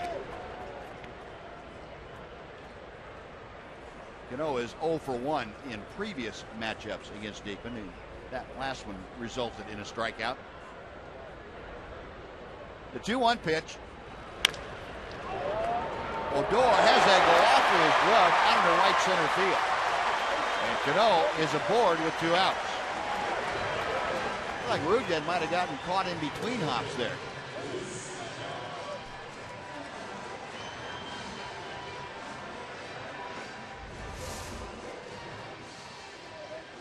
Yeah, it looked like a ball he might have been able to backhand. He tried to get in front of it. Ball was hit pretty hard, taking a couple of tricky hops on him. Kind of kicked off him. That's going to be an error for Rougned Odor. That leaves the door open here in the 8th inning. Jesus Montero will now come to the plate. Montero, an RBI single in 3 trips. A loop around in the right field. Long run in for Hamilton. And the ball hangs up just long enough for Josh to be able to handle it. And that'll do it. So the error only cost 1 extra pitch. 1 left for the Mariners. On to the 9th we go, tied at 3.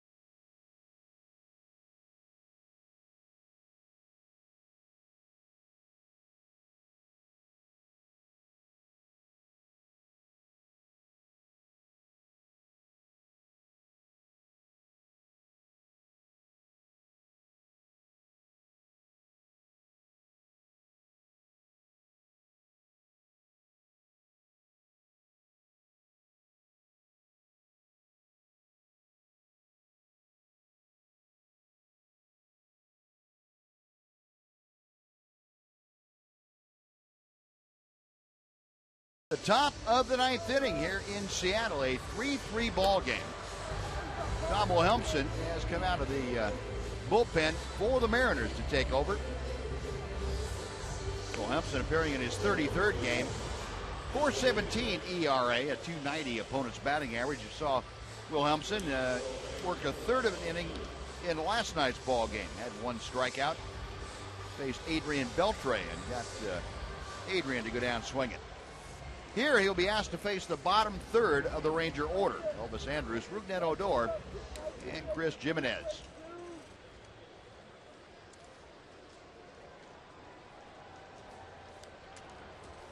Now Elvis coming up 0 for 3 today, although he's hit the ball hard a couple of times. Rangers with 8 hits, the Mariners with 7 today. Rangers committing the only error. That was the error last half inning by Rougned Odor. Now Wilhelmsen ready to go to work. 1 ball, no strikes. Elvis just 1 for 11 in his career against the Mariner right-hander.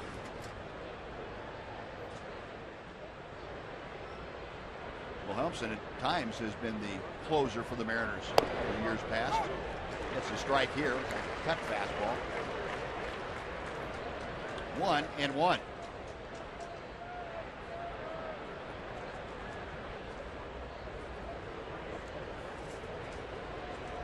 Right-hander back to the plate.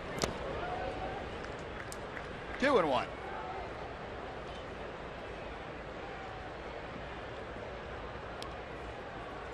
Wilhelmsen, a couple of different speeds of breaking ball. You've seen the hard slider to the right-handers. He'll take something off, mostly to left-handers. Make it more like a curve. That one's a little bit low. It's 3-1. So Elvis trying to get aboard to start the Ranger 9th inning in a 3-3 game. Rougned Odor will follow. 3-1 pitch coming. Full count. Good pitch to take right there. See if he can throw you another strike. Try to get the leadoff hit around. Got some speed. Pretty confident you're going to see the exact same pitch you just saw.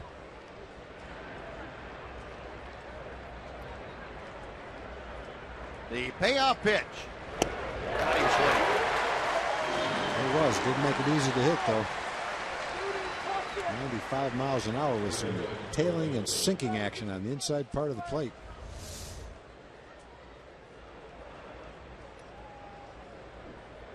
Yeah. Pretty well located. You're right, Tom. It's, you get movement like that, too, all going off the plate. It's pretty tough for a hitter to get the head of the bat out to it. You got him locked into a fastball. That's one good thing, but bad thing is it's going so fast with movement and the location of it, still couldn't hit it. Moved at Odor, first ball swinging and fouls it past the Mariner dugout for strike one. Odor 1 for 3 today at an infield single back in the 4th inning.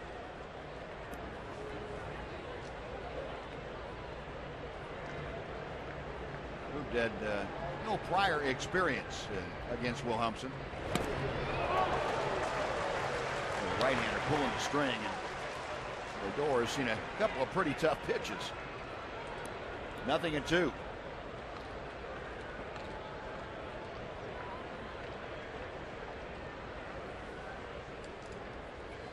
Next pitch. 1 ball, 2 strikes.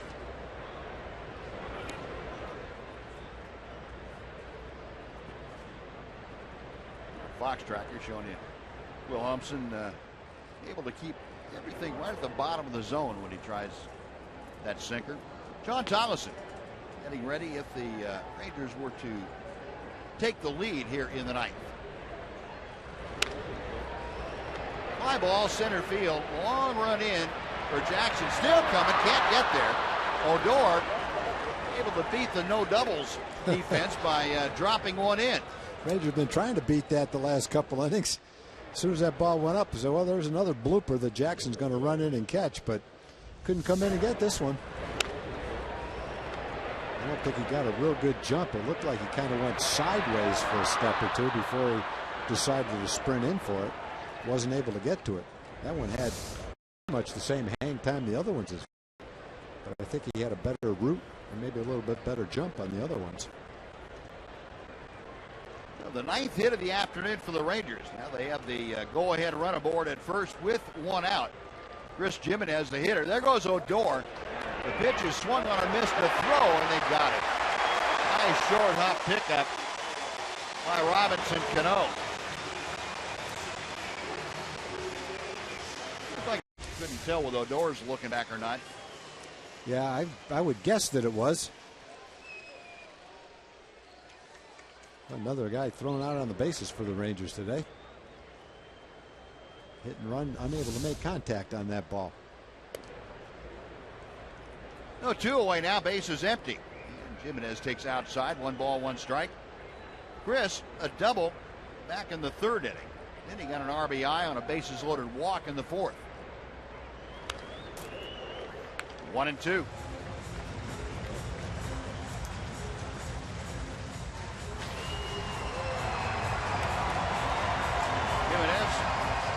Previous experience against Wilhelmsen.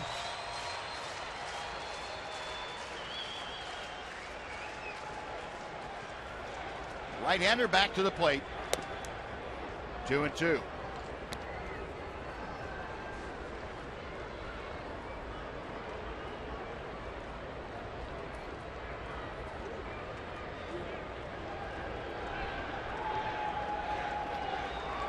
Now Wilhelmsen agrees. And the pitch. 3 balls and 2 strikes.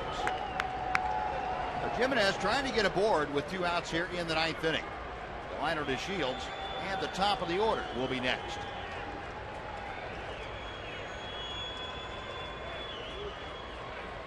The payoff pitch. Popped up. Right side in play. Montero backing into foul territory, makes the catch, and that'll do it. Rangers get a base hit, but Odor shot down trying to steal, and that'll do it for the Rangers. Going to the bottom of the 9th, still tied at 3.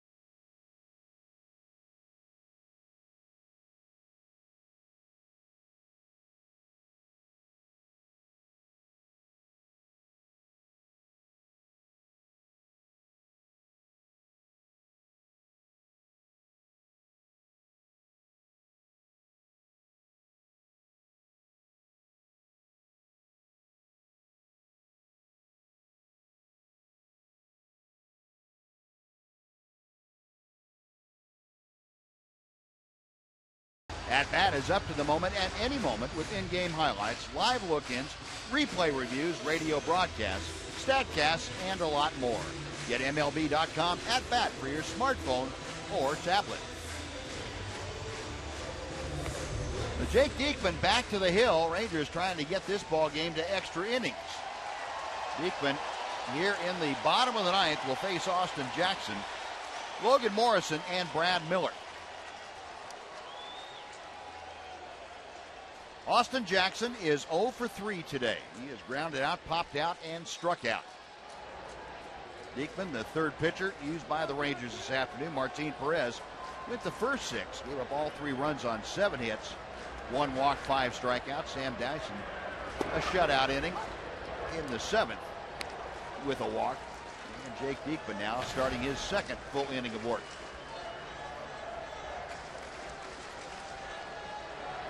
The 0-1 pitch coming to Jackson. 0-2.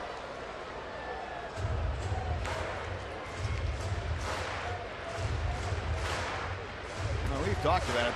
The bullpen has had such difficulty, consistency over the course of the season. But well, lately, once Dyson and Diekman arrived, Spencer Patton has really picked up the load.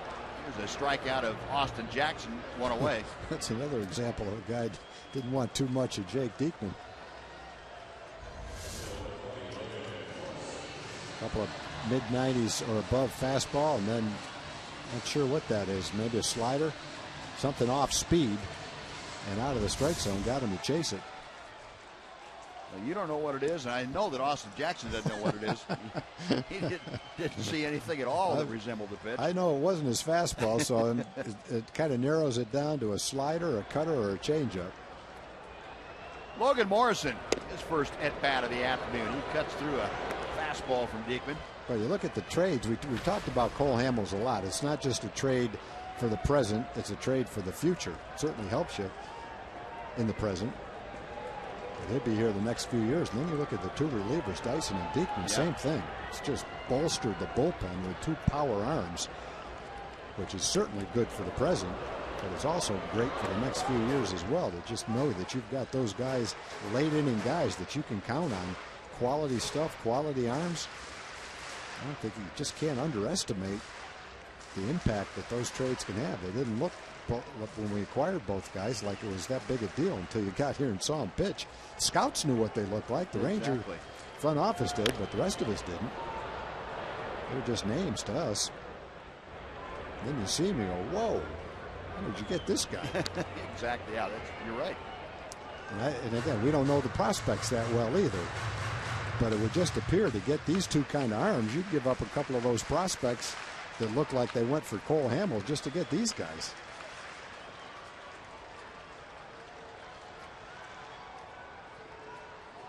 Nothing in 2 to Logan Morrison, who just punished his front foot with that last foul ball.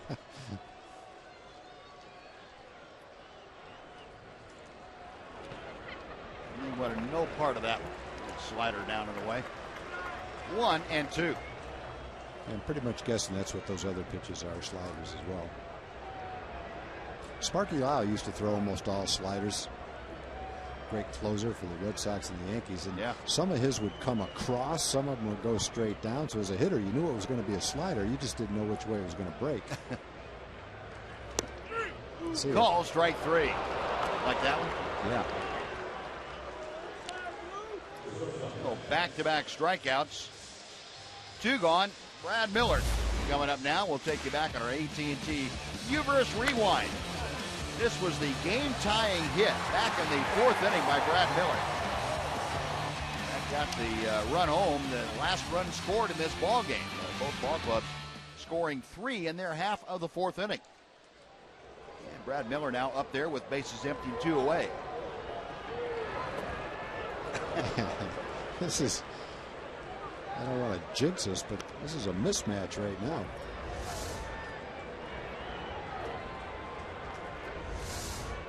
And this might be the most we've seen him use that breaking ball since he's been over. Yeah, he's got it working right now. If you're a hitter, you've seen what's happened to the other hitters. You've also looked up at the board and seen 96 to 98. So you know you got to be geared up to hit his fastball, and then he throws that 88-mile-an-hour slider and works like a changeup, and the combination doesn't give you a whole lot of chance. Slapped out of play down the left side. That at 99 miles an hour.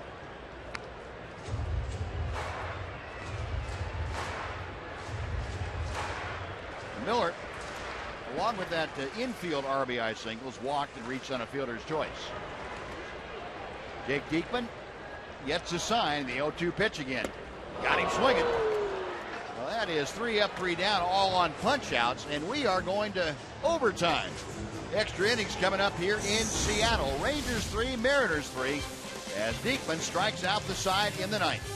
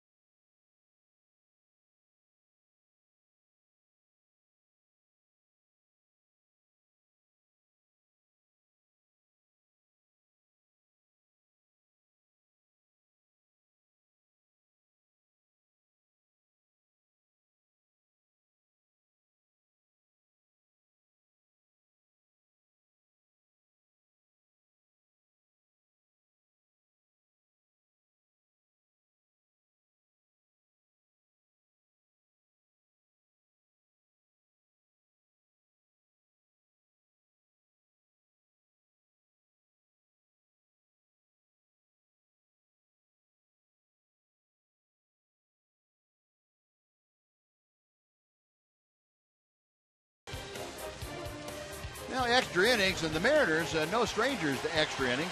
This is their 17th. That's the most in Major League Baseball this year. The Mariners are 8-8 in bonus baseball. They are 3-4 at home. Meanwhile, the Rangers 3-4 in extra inning ball. They are 1-1 on the road. Wilhelmsen starting off the 10th inning here, facing the top of the Ranger order. Well, let's get Delino on and take our chances. Now, Delino's had 2 hits this afternoon, 2 for 4, after he snapped an 0 for 11 streak. Going outside, 1 ball and 1 strike.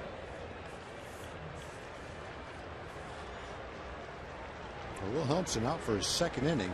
Not sure if that means Carson Smith is unavailable. Can't save him for a save opportunity, so generally you bring him in to pitch the 9th inning. A lot of managers would. He pitched last night and got a save. And Wilhelmsen's out there for his 2nd inning. 1-2 to DeShields.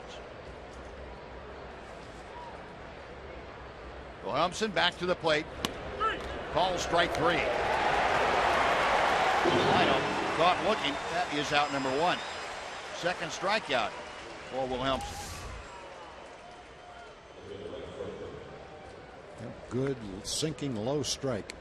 Wilhelmsen's got a great arm, always has. Wilhelmsen, you might remember, the guy that was out of baseball for 4 years. Getting himself back together, went to independent ball, and Mariners signed him on a make good, and he has. He has really come back and pitched well for them. Ryan Strasburger, 1 out of 3 this afternoon. Also had a walk mixed in there. 1 ball, 1 strike.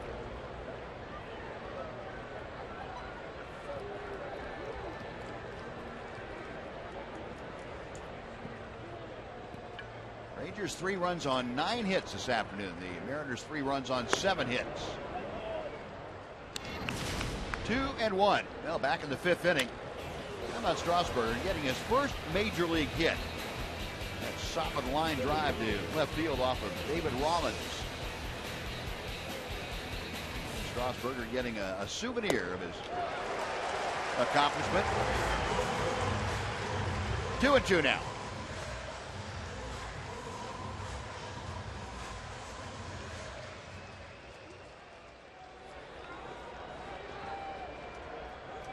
Wilhelmsen back to the plate. 3 balls, 2 strikes. Strasburger trying to get aboard with 1 out here in the 10th inning. Prince Fielder, the Ranger DH, swinging a bat in that on-deck circle, getting himself ready. Payoff pitch is on the way. Ball 4. And Strasburger with very good speed aboard at first, carrying the go-ahead run here in the 10th inning. Yeah, Ryan's been on 3 times today. He walked and scored a run, had a single, second walk of the ball game. You've got the middle of the lineup coming up, and you've got good speed on the bases. Prince had a double with Ryan at first base back in the 4th inning. 3-run inning. Ryan came all the way around on that double to score. Strasburger had 27 steals in 32 attempts this year at Round Rock. That was the 3rd highest total in the Pacific Coast League. Now here's Fielder. Boy, he had a rip at that Wilhelmsen pitch. 0-1. Fielder 1 for 4 with the RBI double. He came in to score also in the 4th inning.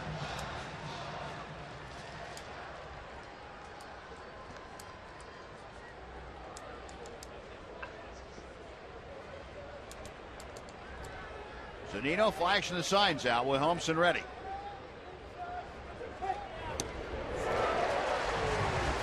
Nothing and 2. Wilhelmsen's got a pretty good assortment of pitches that he can go after right-handers and left-handers with. Pretty good downward breaking curveball.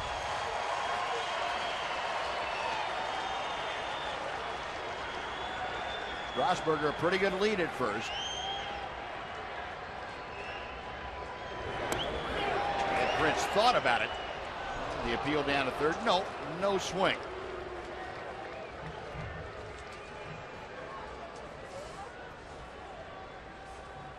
One and 2.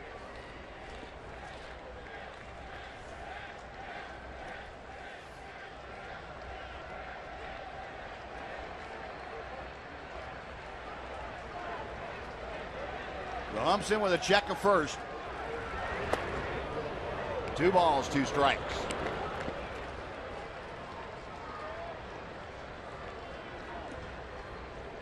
Fielder's double in the 4th came off the starter, Mike Montgomery, and he had a rope to the wall in left center field.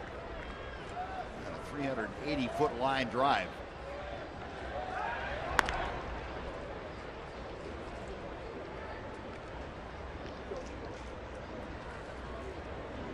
About time for him to duplicate that right about here.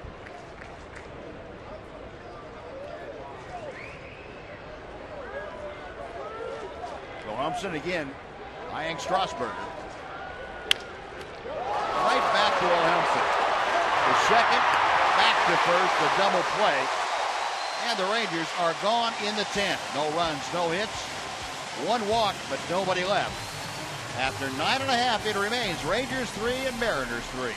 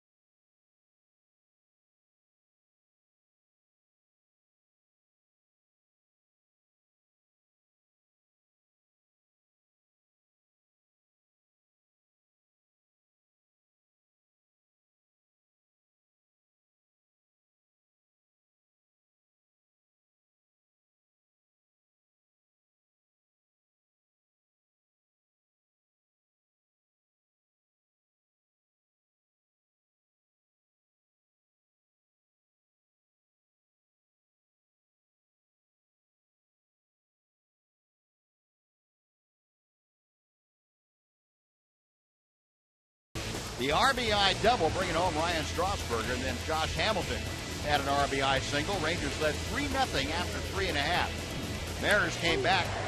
Jesus Montero with an RBI base hit for Dele Cruz. Then the chopper that scored the tying run. Beltre tried to make a play on the Brad Miller chopper, and Miller with the infield single driving home the third run for the Mariners. And it has been that way as we play ever since that fourth inning. Sean Tolleson, the Ranger closer, on now in a non-save situation. He will work the bottom of the 10th inning. Tolleson in his 49th ball game of the year. He is on here with the ball game on the line. Sean with that 3-2 record, 20 saves to his credit. Last victory came against the Yankees at home. Facing Seth Smith. Smith, who pinch hit for the catcher Jesus Sucre back in the 7th inning. 0 for 1 today. Tolleson misses blowing outside for ball 1.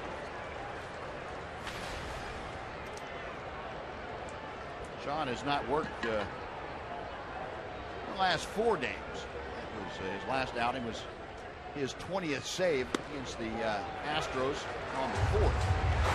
Yeah, I guess what Jeff Bannister would be saying right here is he hopes that Sean can have a nice quick inning so that if the Rangers score, he can come back out and pitch a second inning. And essentially that's what he has to do for the Rangers to win. He's got to pitch 2 innings. 2-1 to Smith. Yeah, and I guess you'd have Spencer Patton in reserve, probably throwing as well as anybody down there now. Yeah, Spencer warmed up a little bit earlier. He's had a couple of really good outings. The 2-1 pitch. Hit well to left field. Going back, Strasburger, and makes the catch and drops the ball. Smith going to second. He will be in with a slide. And the Mariners have the winning run at second base and nobody out. I don't know. It looked like Ryan got back in plenty of time to catch that ball. He might have gone back a little bit too far. Had to come back and reach for it. But he's there. He knows where the wall is. Just comes back to catch it. Just missed it. Didn't look like anything unusual. Just reached out. Didn't make the catch. So the winning run at second base. Nobody out. And Mike Zunino will be the hitter. That is going to be a 2-base error charged to Ryan Strasburger.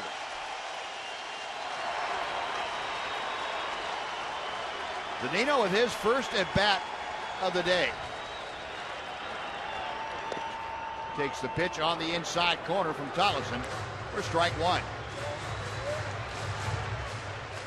Zunino hitting 174. Yeah, that came at the wrong time in the order for that to happen. If Zunino gets a bunt down, then you got Seager, Cruz, and Cano. You have to figure out how to attack them to get out of the inning without giving up a run.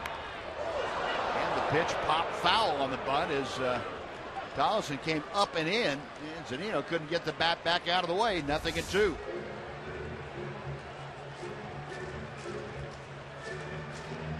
As a hitter, you're looking for something you can get the bunt down and out over the plate. He's tried to get out of the way of that pitch, maybe even trying to get the bat out of the way of it, but just couldn't do it. We'll see if Floyd McClendon has Zunino now bunt with 2 strikes on it. Rangers not completely convinced that he won't. Corners still in just a bit. High and tight, 1 ball, 2 strikes.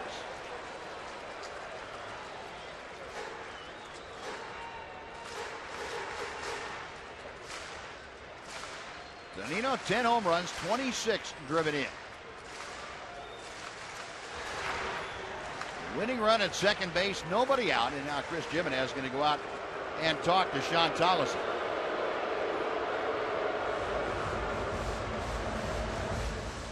This big crowd out here this afternoon on Jamie Moyer today, the induction of the left-hander into the Mariner Hall of Fame. Nice crowd came out to applaud Jamie Moyer and celebrate his induction. And now they're looking for a Mariner win. Rangers trying to spoil the afternoon for the Seattle faithful. Got him swinging. Good fastball up from Tolleson. He gets Zunino for a big out, number one. That was a big out. Get him, and the man stays at second base instead of getting the bunt down and put him at third base with one out. He stays at second. Doesn't make the hitters you're going to face any easier, Seager, Cruz, and Cano, but at least there's no one on third base right now. And with Seager up there, as what he has done against the Rangers, a better than .330 lifetime average, I would be extremely careful at first base open. Even though you have Cruz hitting after him. Yeah, that's a problem facing these guys right now. That's true about Seager, it's true about Nelly, and it's true about Cano based on the way they're hitting the ball right now. You just got to make good pitches and navigate your way through it. Seager 1 for 4 today. Got a fifth inning single. Tolleson reading the series of signs, and now Seager backs out. Seager 2 for 3 against Tolleson.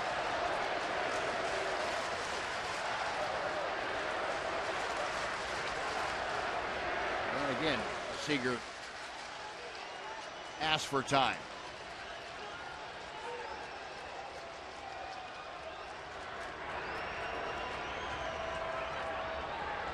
Now we're set for the 0-1 pitch. Did he go around? Yes, he did. No appeal necessary. No balls and 2 strikes.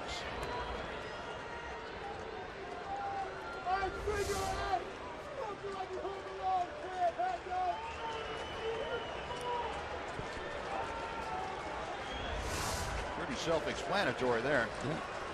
And Iasonia said, yeah, you win. And I saw it. So there.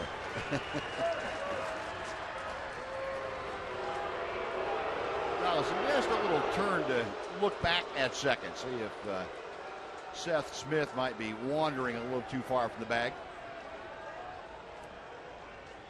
0-2 the count to Seager.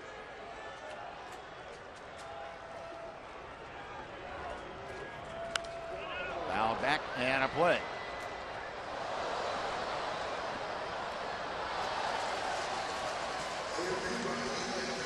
The clouds thickening here in Seattle.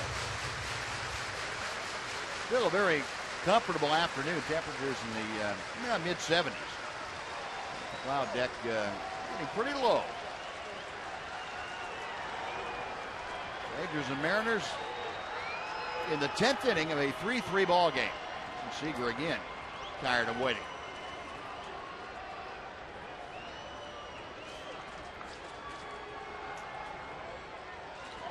John Tolleson studying the signs. The right-hander is ready.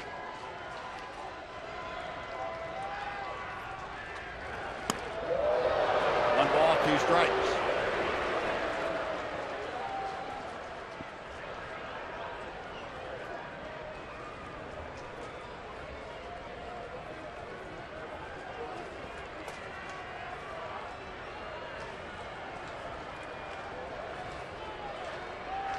John nods in agreement. Now the 1-2. Got him swinging. Good breaking ball to Seager. Pitch that Sean Tolleson doesn't break out all that often, but when he does, it has a devastating effect. That is out number 2. Well, that's a tough hitter to get out. You called it, Buzz. Tough hitter, but he attacked him with his best pitches and put him away with a great changeup. Struck him out with a game on the line. So trying to pitch around the leadoff 2-base error. Gotten a couple of strikeouts and just gets tougher now. Cruz and then Cano. Well, Mike Maddox out to talk to Sean Tolleson and to Chris Jimenez and the left side of the infield, Beltre and Andrews. See what they come up with for Nelson Cruz. Cruz 2 for 4 today. You remember back in April, Cruz won the final game of that series with an extra inning walk-off base hit. He had a bullet to left field. And I'm sure Mike Maddox saying, okay, we've had a bad experience with this guy. Now let's make sure we have the right pitch sequences to go at him here. Well, Dan Iasone goes out and breaks up a nice meeting.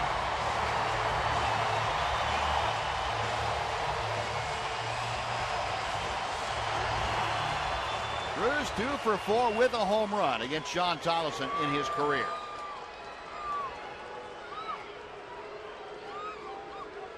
The winning run out at second base, Seth Smith out there. First pitch. Just outside, ball one.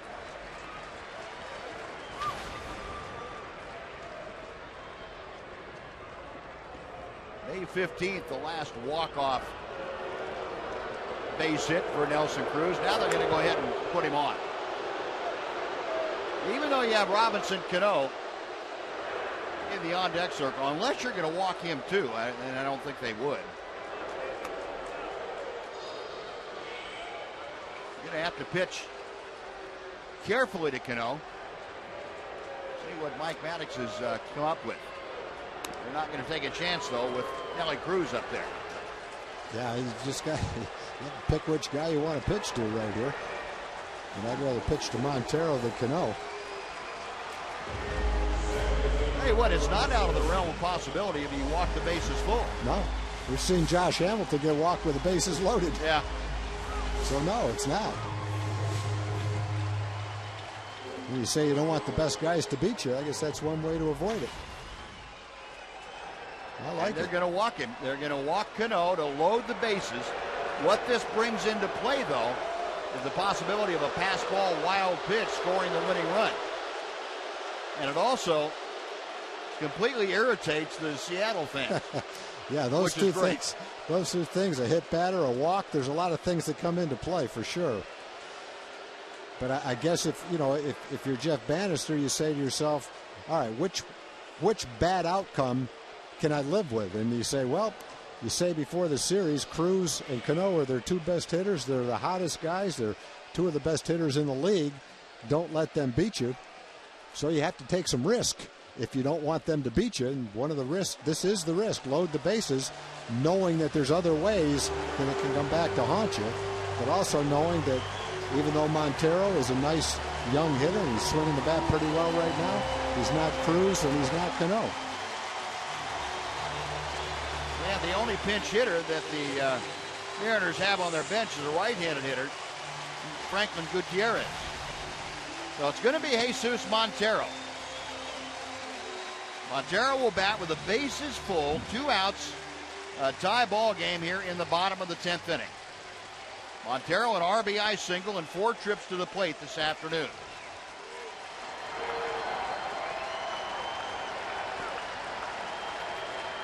Sean Tolleson trying to gather himself now after the back-to-back intentional walks. Refocus on throwing quality strikes. And the breaking ball hangs high for ball one. And sometimes that's a lot easier said than done. Throw 8 pitches intentionally out of the strike zone. Yeah. Now you've got to get it back together. You've got to get your aggressiveness back dialed in and make quality pitches to Montero.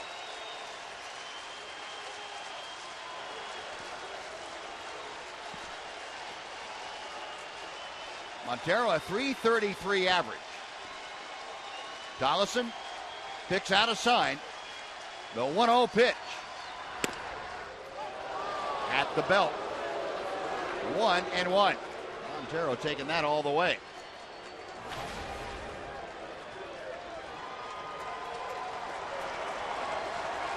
Two outs, runners in scoring position this year. Montero, a .286 hitter.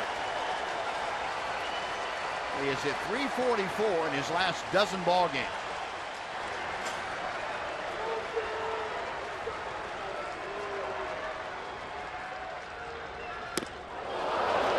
One and two. That's some kind of inning, boy. You want drama, here it is. High heat.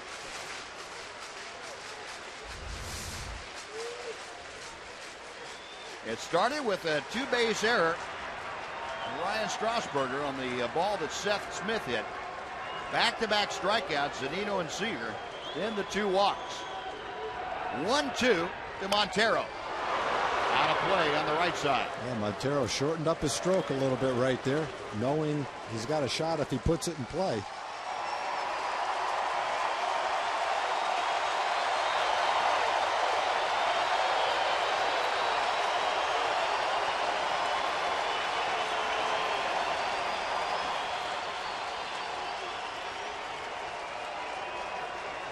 John Tolleson, cool, calm, and collected on the outside. Inside, not quite. Yes, Call sir. strike three. Fastball at the knees. Montero caught looking. And the Mariners leave the bases full. We are going to the 11th inning. Two intentional walks back to back. And then John Tolleson gets the strikeout.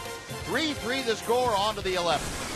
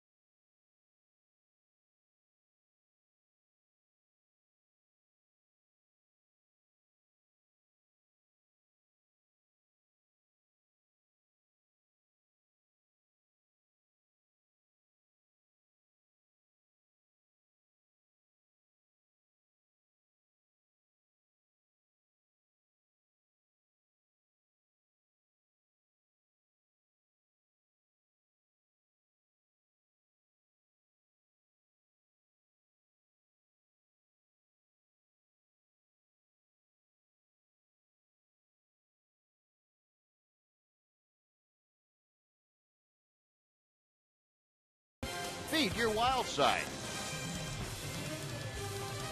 The Rangers had it kind of wild on the bottom of the 10th inning. So we go to the 11th, and Rob Rasmussen, the left-hander, has come out of the Seattle bullpen now to become the sixth pitcher used this afternoon. Yeah, I guess with this pitching change, it's pretty obvious that Carson Smith must not be available today. He is their closer. Wilhelmsen went a couple of innings, threw quite a few pitches, also threw some pretty nasty pitches. Adrian Beltre, first ball swinging, pops one down the right field line, and it drops about 3 or 4 feet in foul territory. We'll come back and try it again. Beltre 0 for 3 with a walk this afternoon. Beltre coming back to home plate, facing Rob Rasmussen. Rasmussen, the 26-year-old, born in Pasadena, California. Came over from the Toronto Blue Jays in the deal that sent Mark Lowe onto Toronto. That at the trading deadline this year. 1 ball and 1 strike.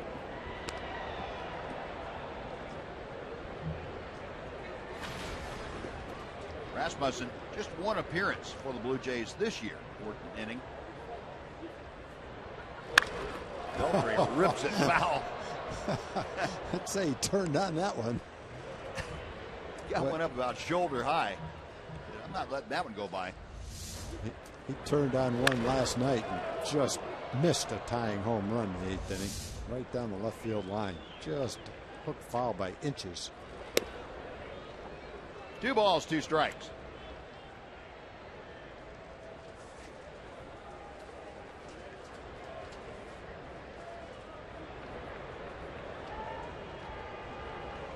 Rasmussen back to the plate. And a base hit to center field for Beltre. And the Rangers have the go-ahead run aboard with nobody out.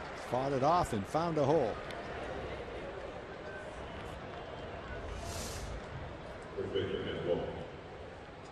Breaking ball inside part of the plate. Got in on him a little bit. Not enough to where he couldn't get it to the outfield, though. So Adrian with his first hit of the afternoon. Rangers now in double figures with 10 base hits. Mitch Moreland at the plate. Came on as a pinch hitter in the 8th inning. Pinch hit for Mike Napoli. Had a 2-out single in the 8th. Rasmussen keep Beltre honest at first. Moreland with that hit now. The average up to 292.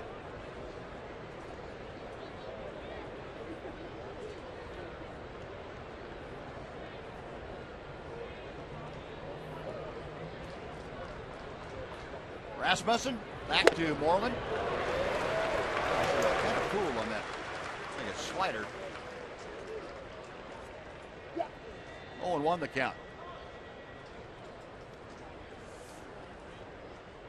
Rasmussen basically fastball slider. He'll change speeds a bit on both of them.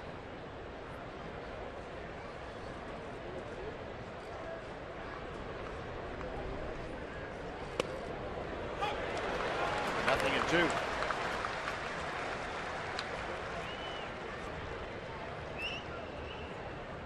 Rasmussen played his college ball at UCLA. Helped the Bruins in 2010 get to the College World Series.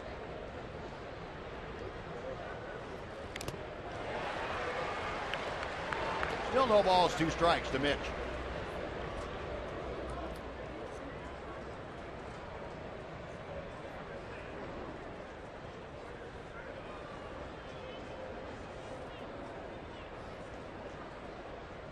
Mitch back in, and spread out stance deep in the batter's box. Rasmussen popping a pretty good fastball in and just missed inside. 1 ball, 2 strikes.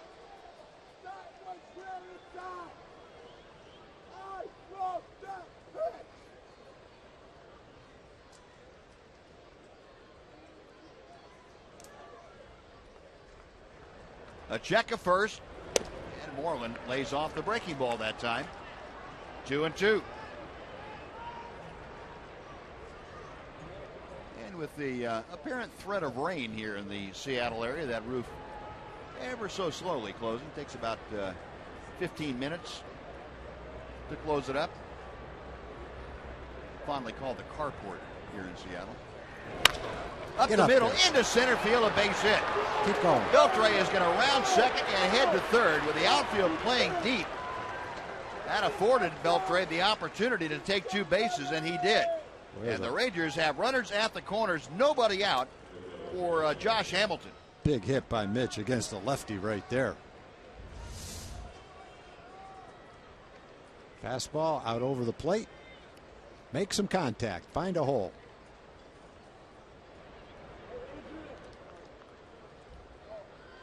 They weren't in much of an overshift, and getting it hit hard enough up the middle. There was a vacancy there, and Mitch filled it. So nobody out. The go-ahead run at third base for Hamilton. Josh 1 for 4 today. And the infield now will pull all the way in with nobody out. Hamilton, an RBI single in the 4th. Down to the count here, 0-1.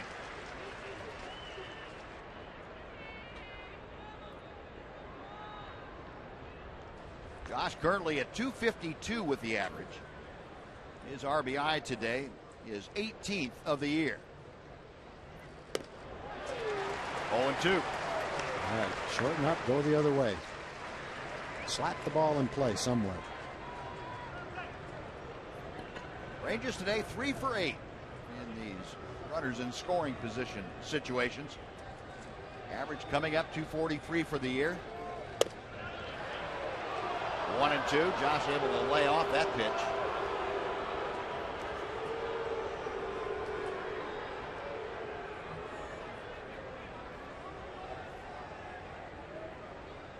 Rasmussen reading the signs. The left-hander is ready. 2-2.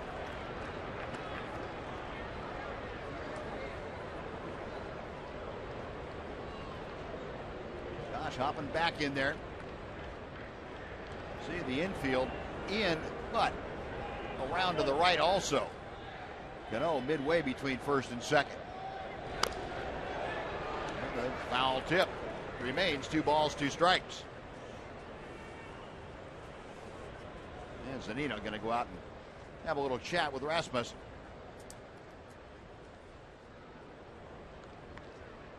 Rasmussen has moved around in his career.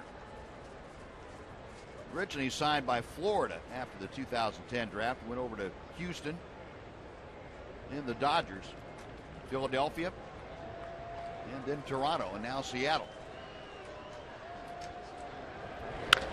Base hit to right center field. Beltre will score. Moreland stops at second. Josh Hamilton with the RBI single has given the Rangers a 4-3 lead here in the 11th. That's exactly what you wanted to see from Josh.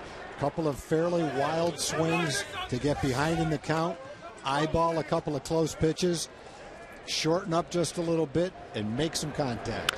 That's exactly what he did. Play pepper, driving into the outfield. Picked up one.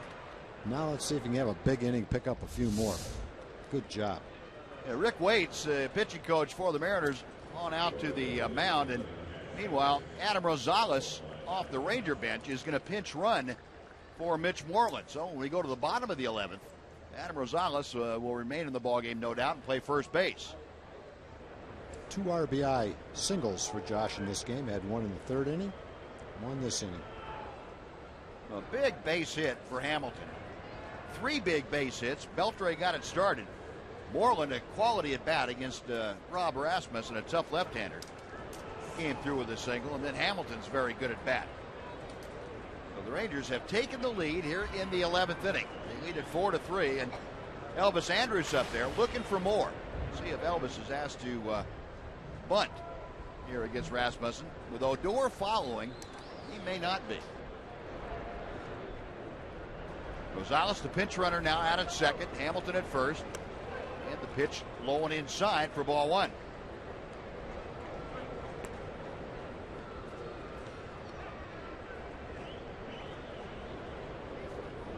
Elvis 0 for 4. A couple of strikeouts, a line drive to right, and a ground ball to third.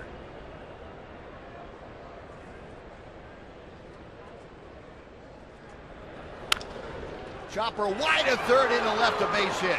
Rosales with the stop sign up, hangs on at third. The bases are loaded with nobody out. Elvis with the 4th consecutive single by the Rangers. Yeah, that one, there's no way that you could score the runner. Left fielder Smith was very shallow, and he had the ball almost as soon as Rosales got to third base. And with no outs, you're not going to take a chance anyway. The Rangers trying to have a big inning right here. No one warming up in the bullpen, so it would appear Sean Tollison is going to pitch 2 innings. I guess the feeling is if he throws a lot of pitches today, fine. He won't pitch tomorrow. The next day's an off day, and then he'll be ready to go on Tuesday. Rougned Odor looking for the grand slam on that first swing. Fouled it into the glove of Zunino. Now he's got to do the same thing Josh did, same thing Mitch did. Shorten up and slap the ball in play. Got the infield in. A little blooper can fall in. Ground ball gets through the infield quicker. Just make some contact. You know, doesn't need to drive a double. Don't need to hit a home run. Just put something in play. Take a sac fly. This one's popped up. That will be just over the Ranger dugout, back into the 3rd row. And the count goes to no balls and 2 strikes. Not only is there no one warming in the Ranger bullpen, there's no one warming in the Mariner bullpen either, so Rob Rasmussen is out there without a net. Only 2 pitchers left available in the bullpen. That'd be Joe Beimel and Carson Smith. 0-2 pitch to Odor. Base hit to center field. Rosales scores. The stop sign put up for Hamilton. Odor doing exactly what you were talking about, Tom. Yep, shortening up. He did. Right back through the middle, the RBI. It's a 5-3 Ranger lead. You know, there's been times this year where the Ranger hitters haven't done that. That's very nice to see them do that. I know it makes Dave Magadan proud and to feel good. You can see Rubned not trying to be over anxious, not trying to drive it in the gap, just trying to go back through the middle with a line drive. Boy, he and Josh did a great job of that. So did Mitch. All three hitters have done that. So 2 runs in, bases still loaded. Chris Jimenez at the plate now. And he takes ball 1. Rangers with 5 straight singles here in the 11th inning. Jimenez 1 for 3 this afternoon. The other guys must not be available out there. Either that or I guess just don't want to use them in this situation maybe. Carson Smith definitely not available, the closer. The other 2 guys are Beimel and Nuno. High and tight, 2 balls, no strikes.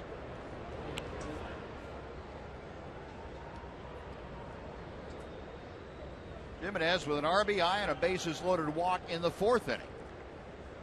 Second time he has come up with the sacks full of Ranger teammates today. And Sean Tollison on that Ranger bench says go ahead. That's driven down the left field line, but hooked a little too much back into the seats. 2-1. Yeah, Sean will sit there all afternoon if you want to score runs for him. Boy, had a good pitch to hit. He had a good swing. Just a little bit too quick on it. And now finally, Joe Beimel gets up in the bullpen out there for Seattle. Check swing, low and inside. 3 balls and a strike. There's Beimel.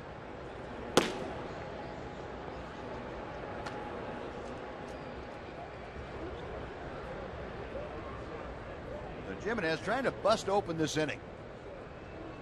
3-1 with the bases full. A strike fills out the count.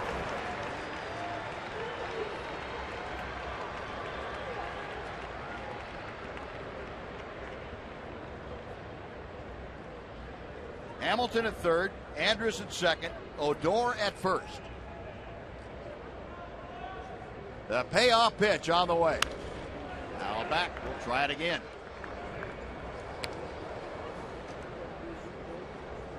Boy, it's kind of 2 big innings for the Rangers. They had 14 hits. 5 of them have come in this inning.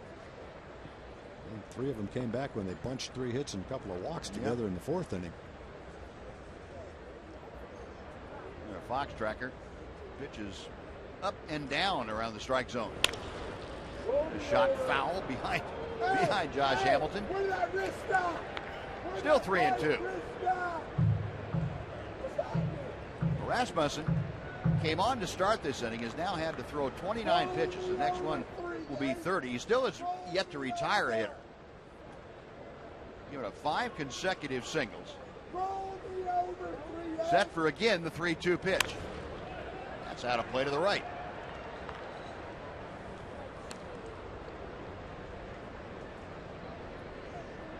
Jimenez now going to have at least a 9-pitch at bat.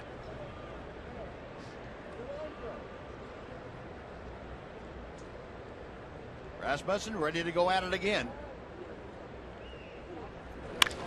Belted to left field.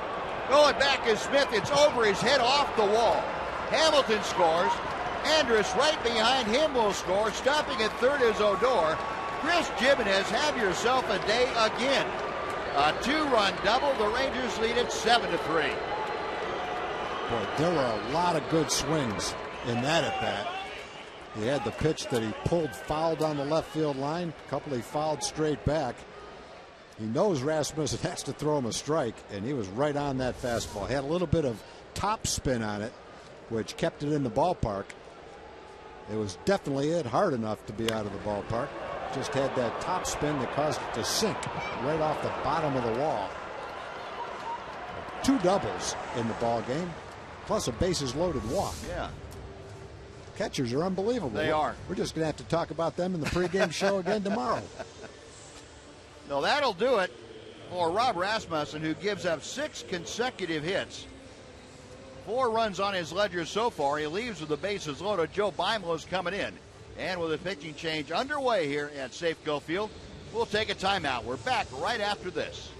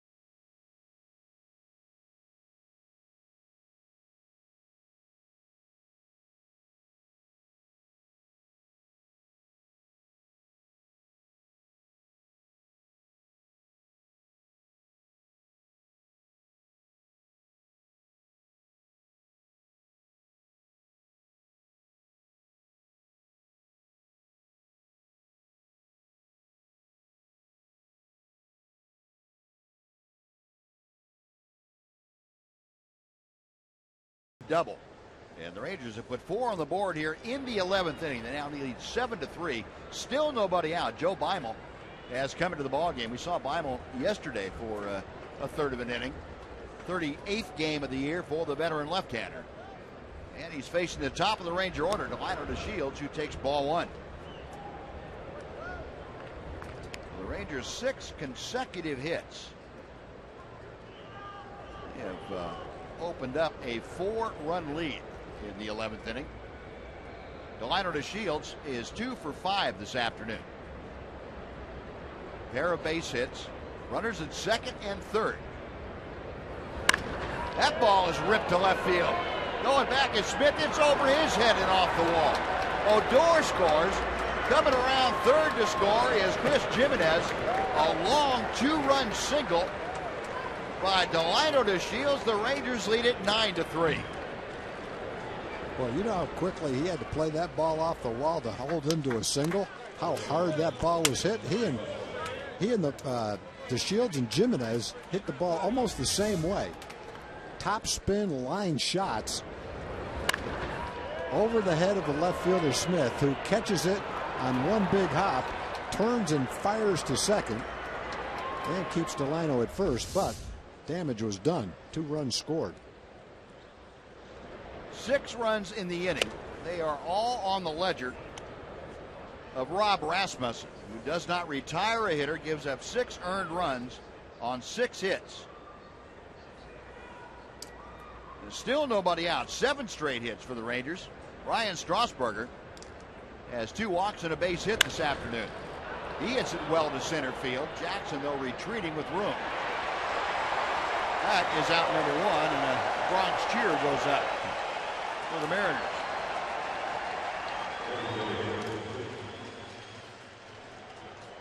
Well, Ryan had his first big league hit. He hit another ball hard to center field. That's a lot like the ball he hit in his first game back at home. Hard line drive to center field. When this game's over, he's going to be the happiest guy in the field that Sean Tollison pitched out of that 2-out error. Yeah, you are right about that. You know, he's a good outfielder, just got a play that he didn't make. Fielder going the other way. That ball is hit deep. Smith at the wall. Goodbye. Prince Fielder opposite field. His 17th home run of the year. The Rangers lead it 11-3. So I guess the question becomes, Buzz, how many runs do the Rangers have to score for Sean Tollison not to go back out for the next inning? I think they're there, for my money anyway. You know, unless Banny figures he's thrown, I don't know what he's thrown, 26 or 7 pitches. If it's too many pitches to throw tomorrow anyway, then I guess it doesn't matter. Yeah. No, that's a good point. I'm not sure what the thinking on it is. I just know it's nice to see 8 runs in the 11th inning. That's not a common sight. No, Fielder is 17th home run of the year. He has 3 RBI today, so 66 for the year. And here's the guy who started this whole thing. Adrian Beltre had the first of 7 consecutive hits to open up the inning. Beltre 1 for 4. He's batting with the bases empty now. Lines one to center field. Right at Austin Jackson. Hard out number. Both outs in this inning have been scorched. 2 gone. Adam Rosales will get an at bat.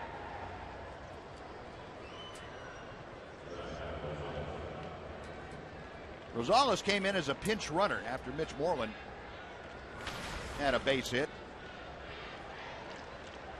Rosales came in to score a run. Well, Adam, a .232 average, 7 home runs, or 3 home runs, 7 driven in. 1 ball, no strikes. The Rangers 8 runs here in the 11th inning. The Mariners will go back after this game and kind of relive the inning where they had the leadoff man at second base and nobody out. And Sean Tollison was able to navigate through the middle of the order. A couple intentional walks paved the way.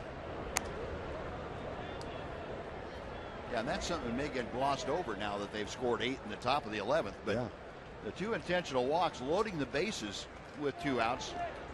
Tollison trying to keep himself reasonably loose. Well, I guess that's another question. Yeah. He had a fairly long inning. He was out there a long time. I guess you don't count the intentional walk pitches quite the same as a regular pitch, but pitch total somewhere between 25 and 30. And now you have to sit for 20-25 minutes and get loose again. That's something the closer's not used to doing. He usually goes out and wins it or loses it, and that's it. 2-1 pitch, and Rosales pops it into right center field. Morrison there to make the catch, and that'll do it. But the Rangers send 11 men to the plate. 8 of them score. We're going to the bottom of the 11th inning. The Rangers putting a snowman on the board, and they lead it 11-3.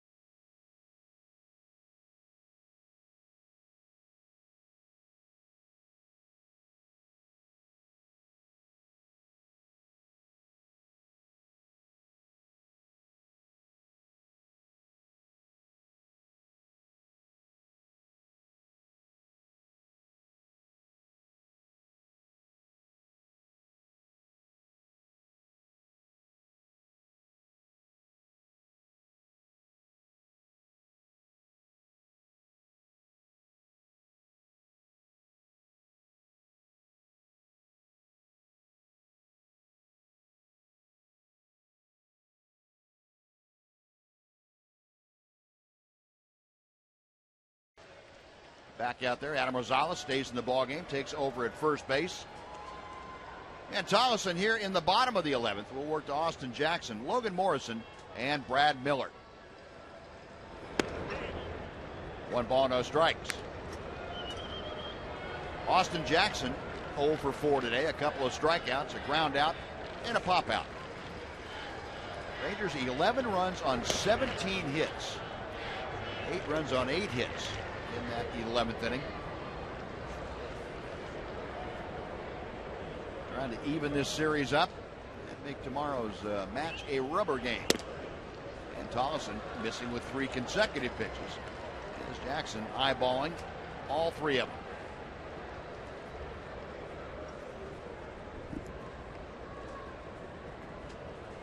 3-0 pitch.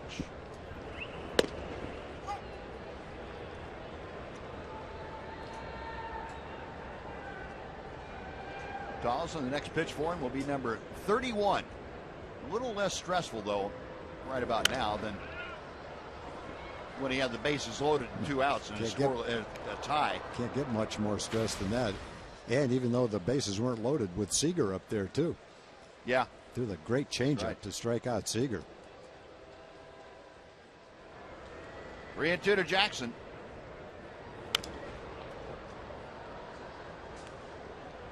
Yeah, and I would think this, well, I don't think I'm positive that this is pretty much eliminates Sean Tollison from being available tomorrow. Yeah, and, you know, trying to guess the thought process behind Sean coming back out, one of the possibilities is he'd thrown 27 or 8 pitches anyway. He might not have been available to pitch tomorrow anyway.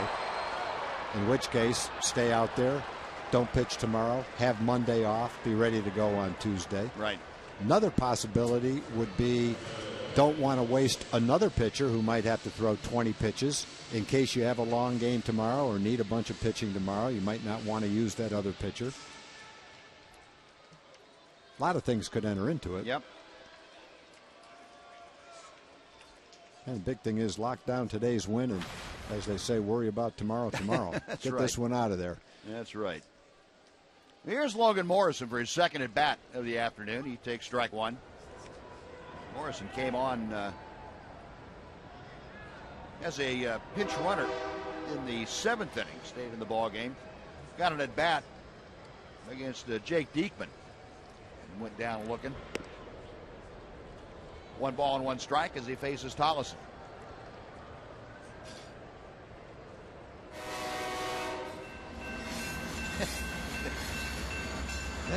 Haven't seen the train in a couple of trips here. No, standard fare for Seattle. Glad to see it's back. Getting dark early here in Seattle tonight for the Taylor Swift concert.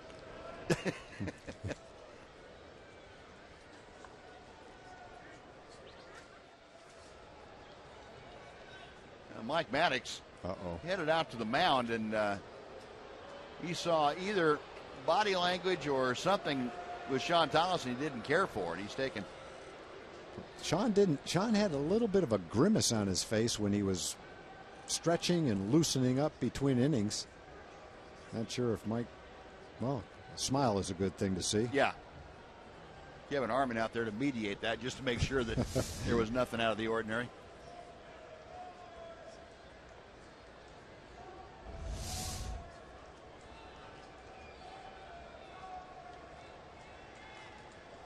Now we're set to go. 1 ball and 2 strikes to Logan Morrison.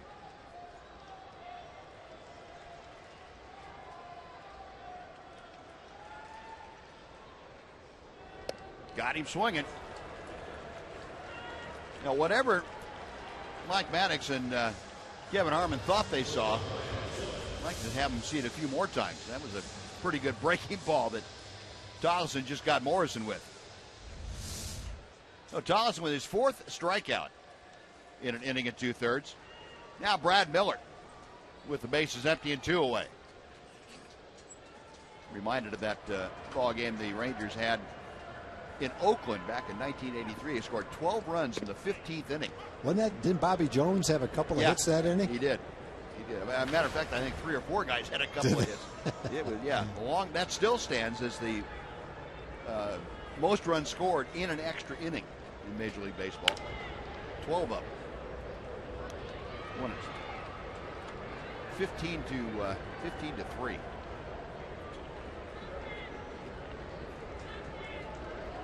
This one not quite to that magnitude, but it's close. 8 runs for the Rangers in the 11th.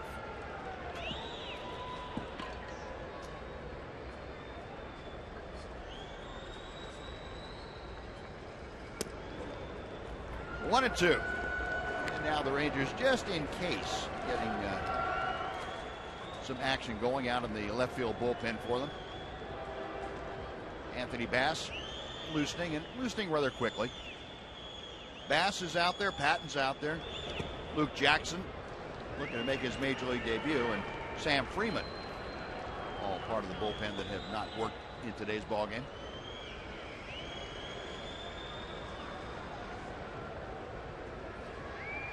John Tolleson getting ready to throw his 42nd pitch of his 2-inning stint. And Miller lines it to right center field. It is up the alley, and one bounce off the wall, but Ronald Shields plays it back in. And Brad Miller keeps the Seattle hopes alive with a 2-out double.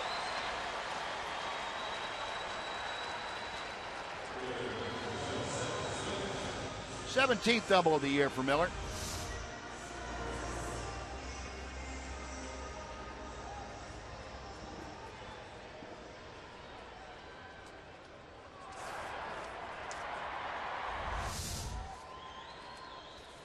Miller at second. Seth Smith for his third at bat of the afternoon. Smith 0 for 2. Reached on that 2-base error to Ryan Strasburger. He lined a drive to left field that Strasburger got back on, and might have gotten too far back. Had to come back in and make the catch, and went off his glove for a 2-base E. 0-1 here for Smith.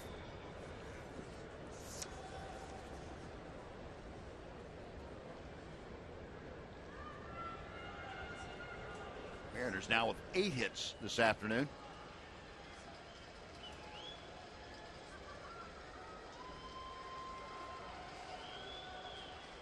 Tolleson ready to work. And misses a bit low. A ball and a strike. Don't forget, tomorrow now, we're right back here, 3 o'clock Central Time. It'll be Colby Lewis and Felix Hernandez in the wrap-up of this 3-game series. Colby on a pretty good roll. And, of course, Felix Hernandez is Felix Hernandez. Colby at 12-4. Hernandez at 13-6. 2 balls and a strike.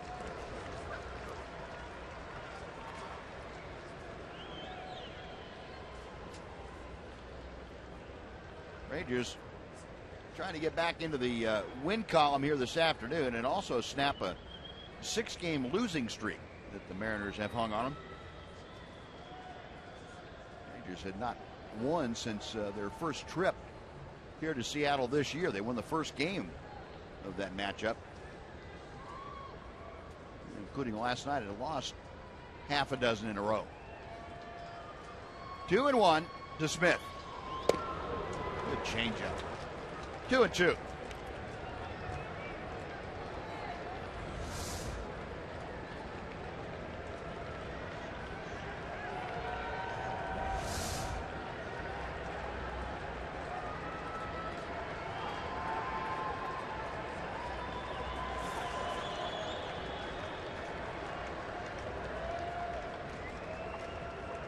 Tolleson back to the plate.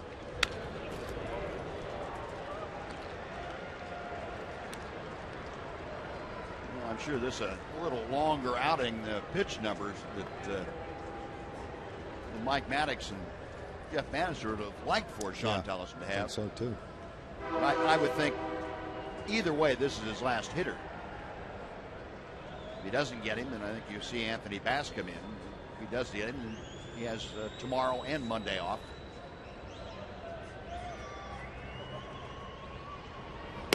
Got him swinging.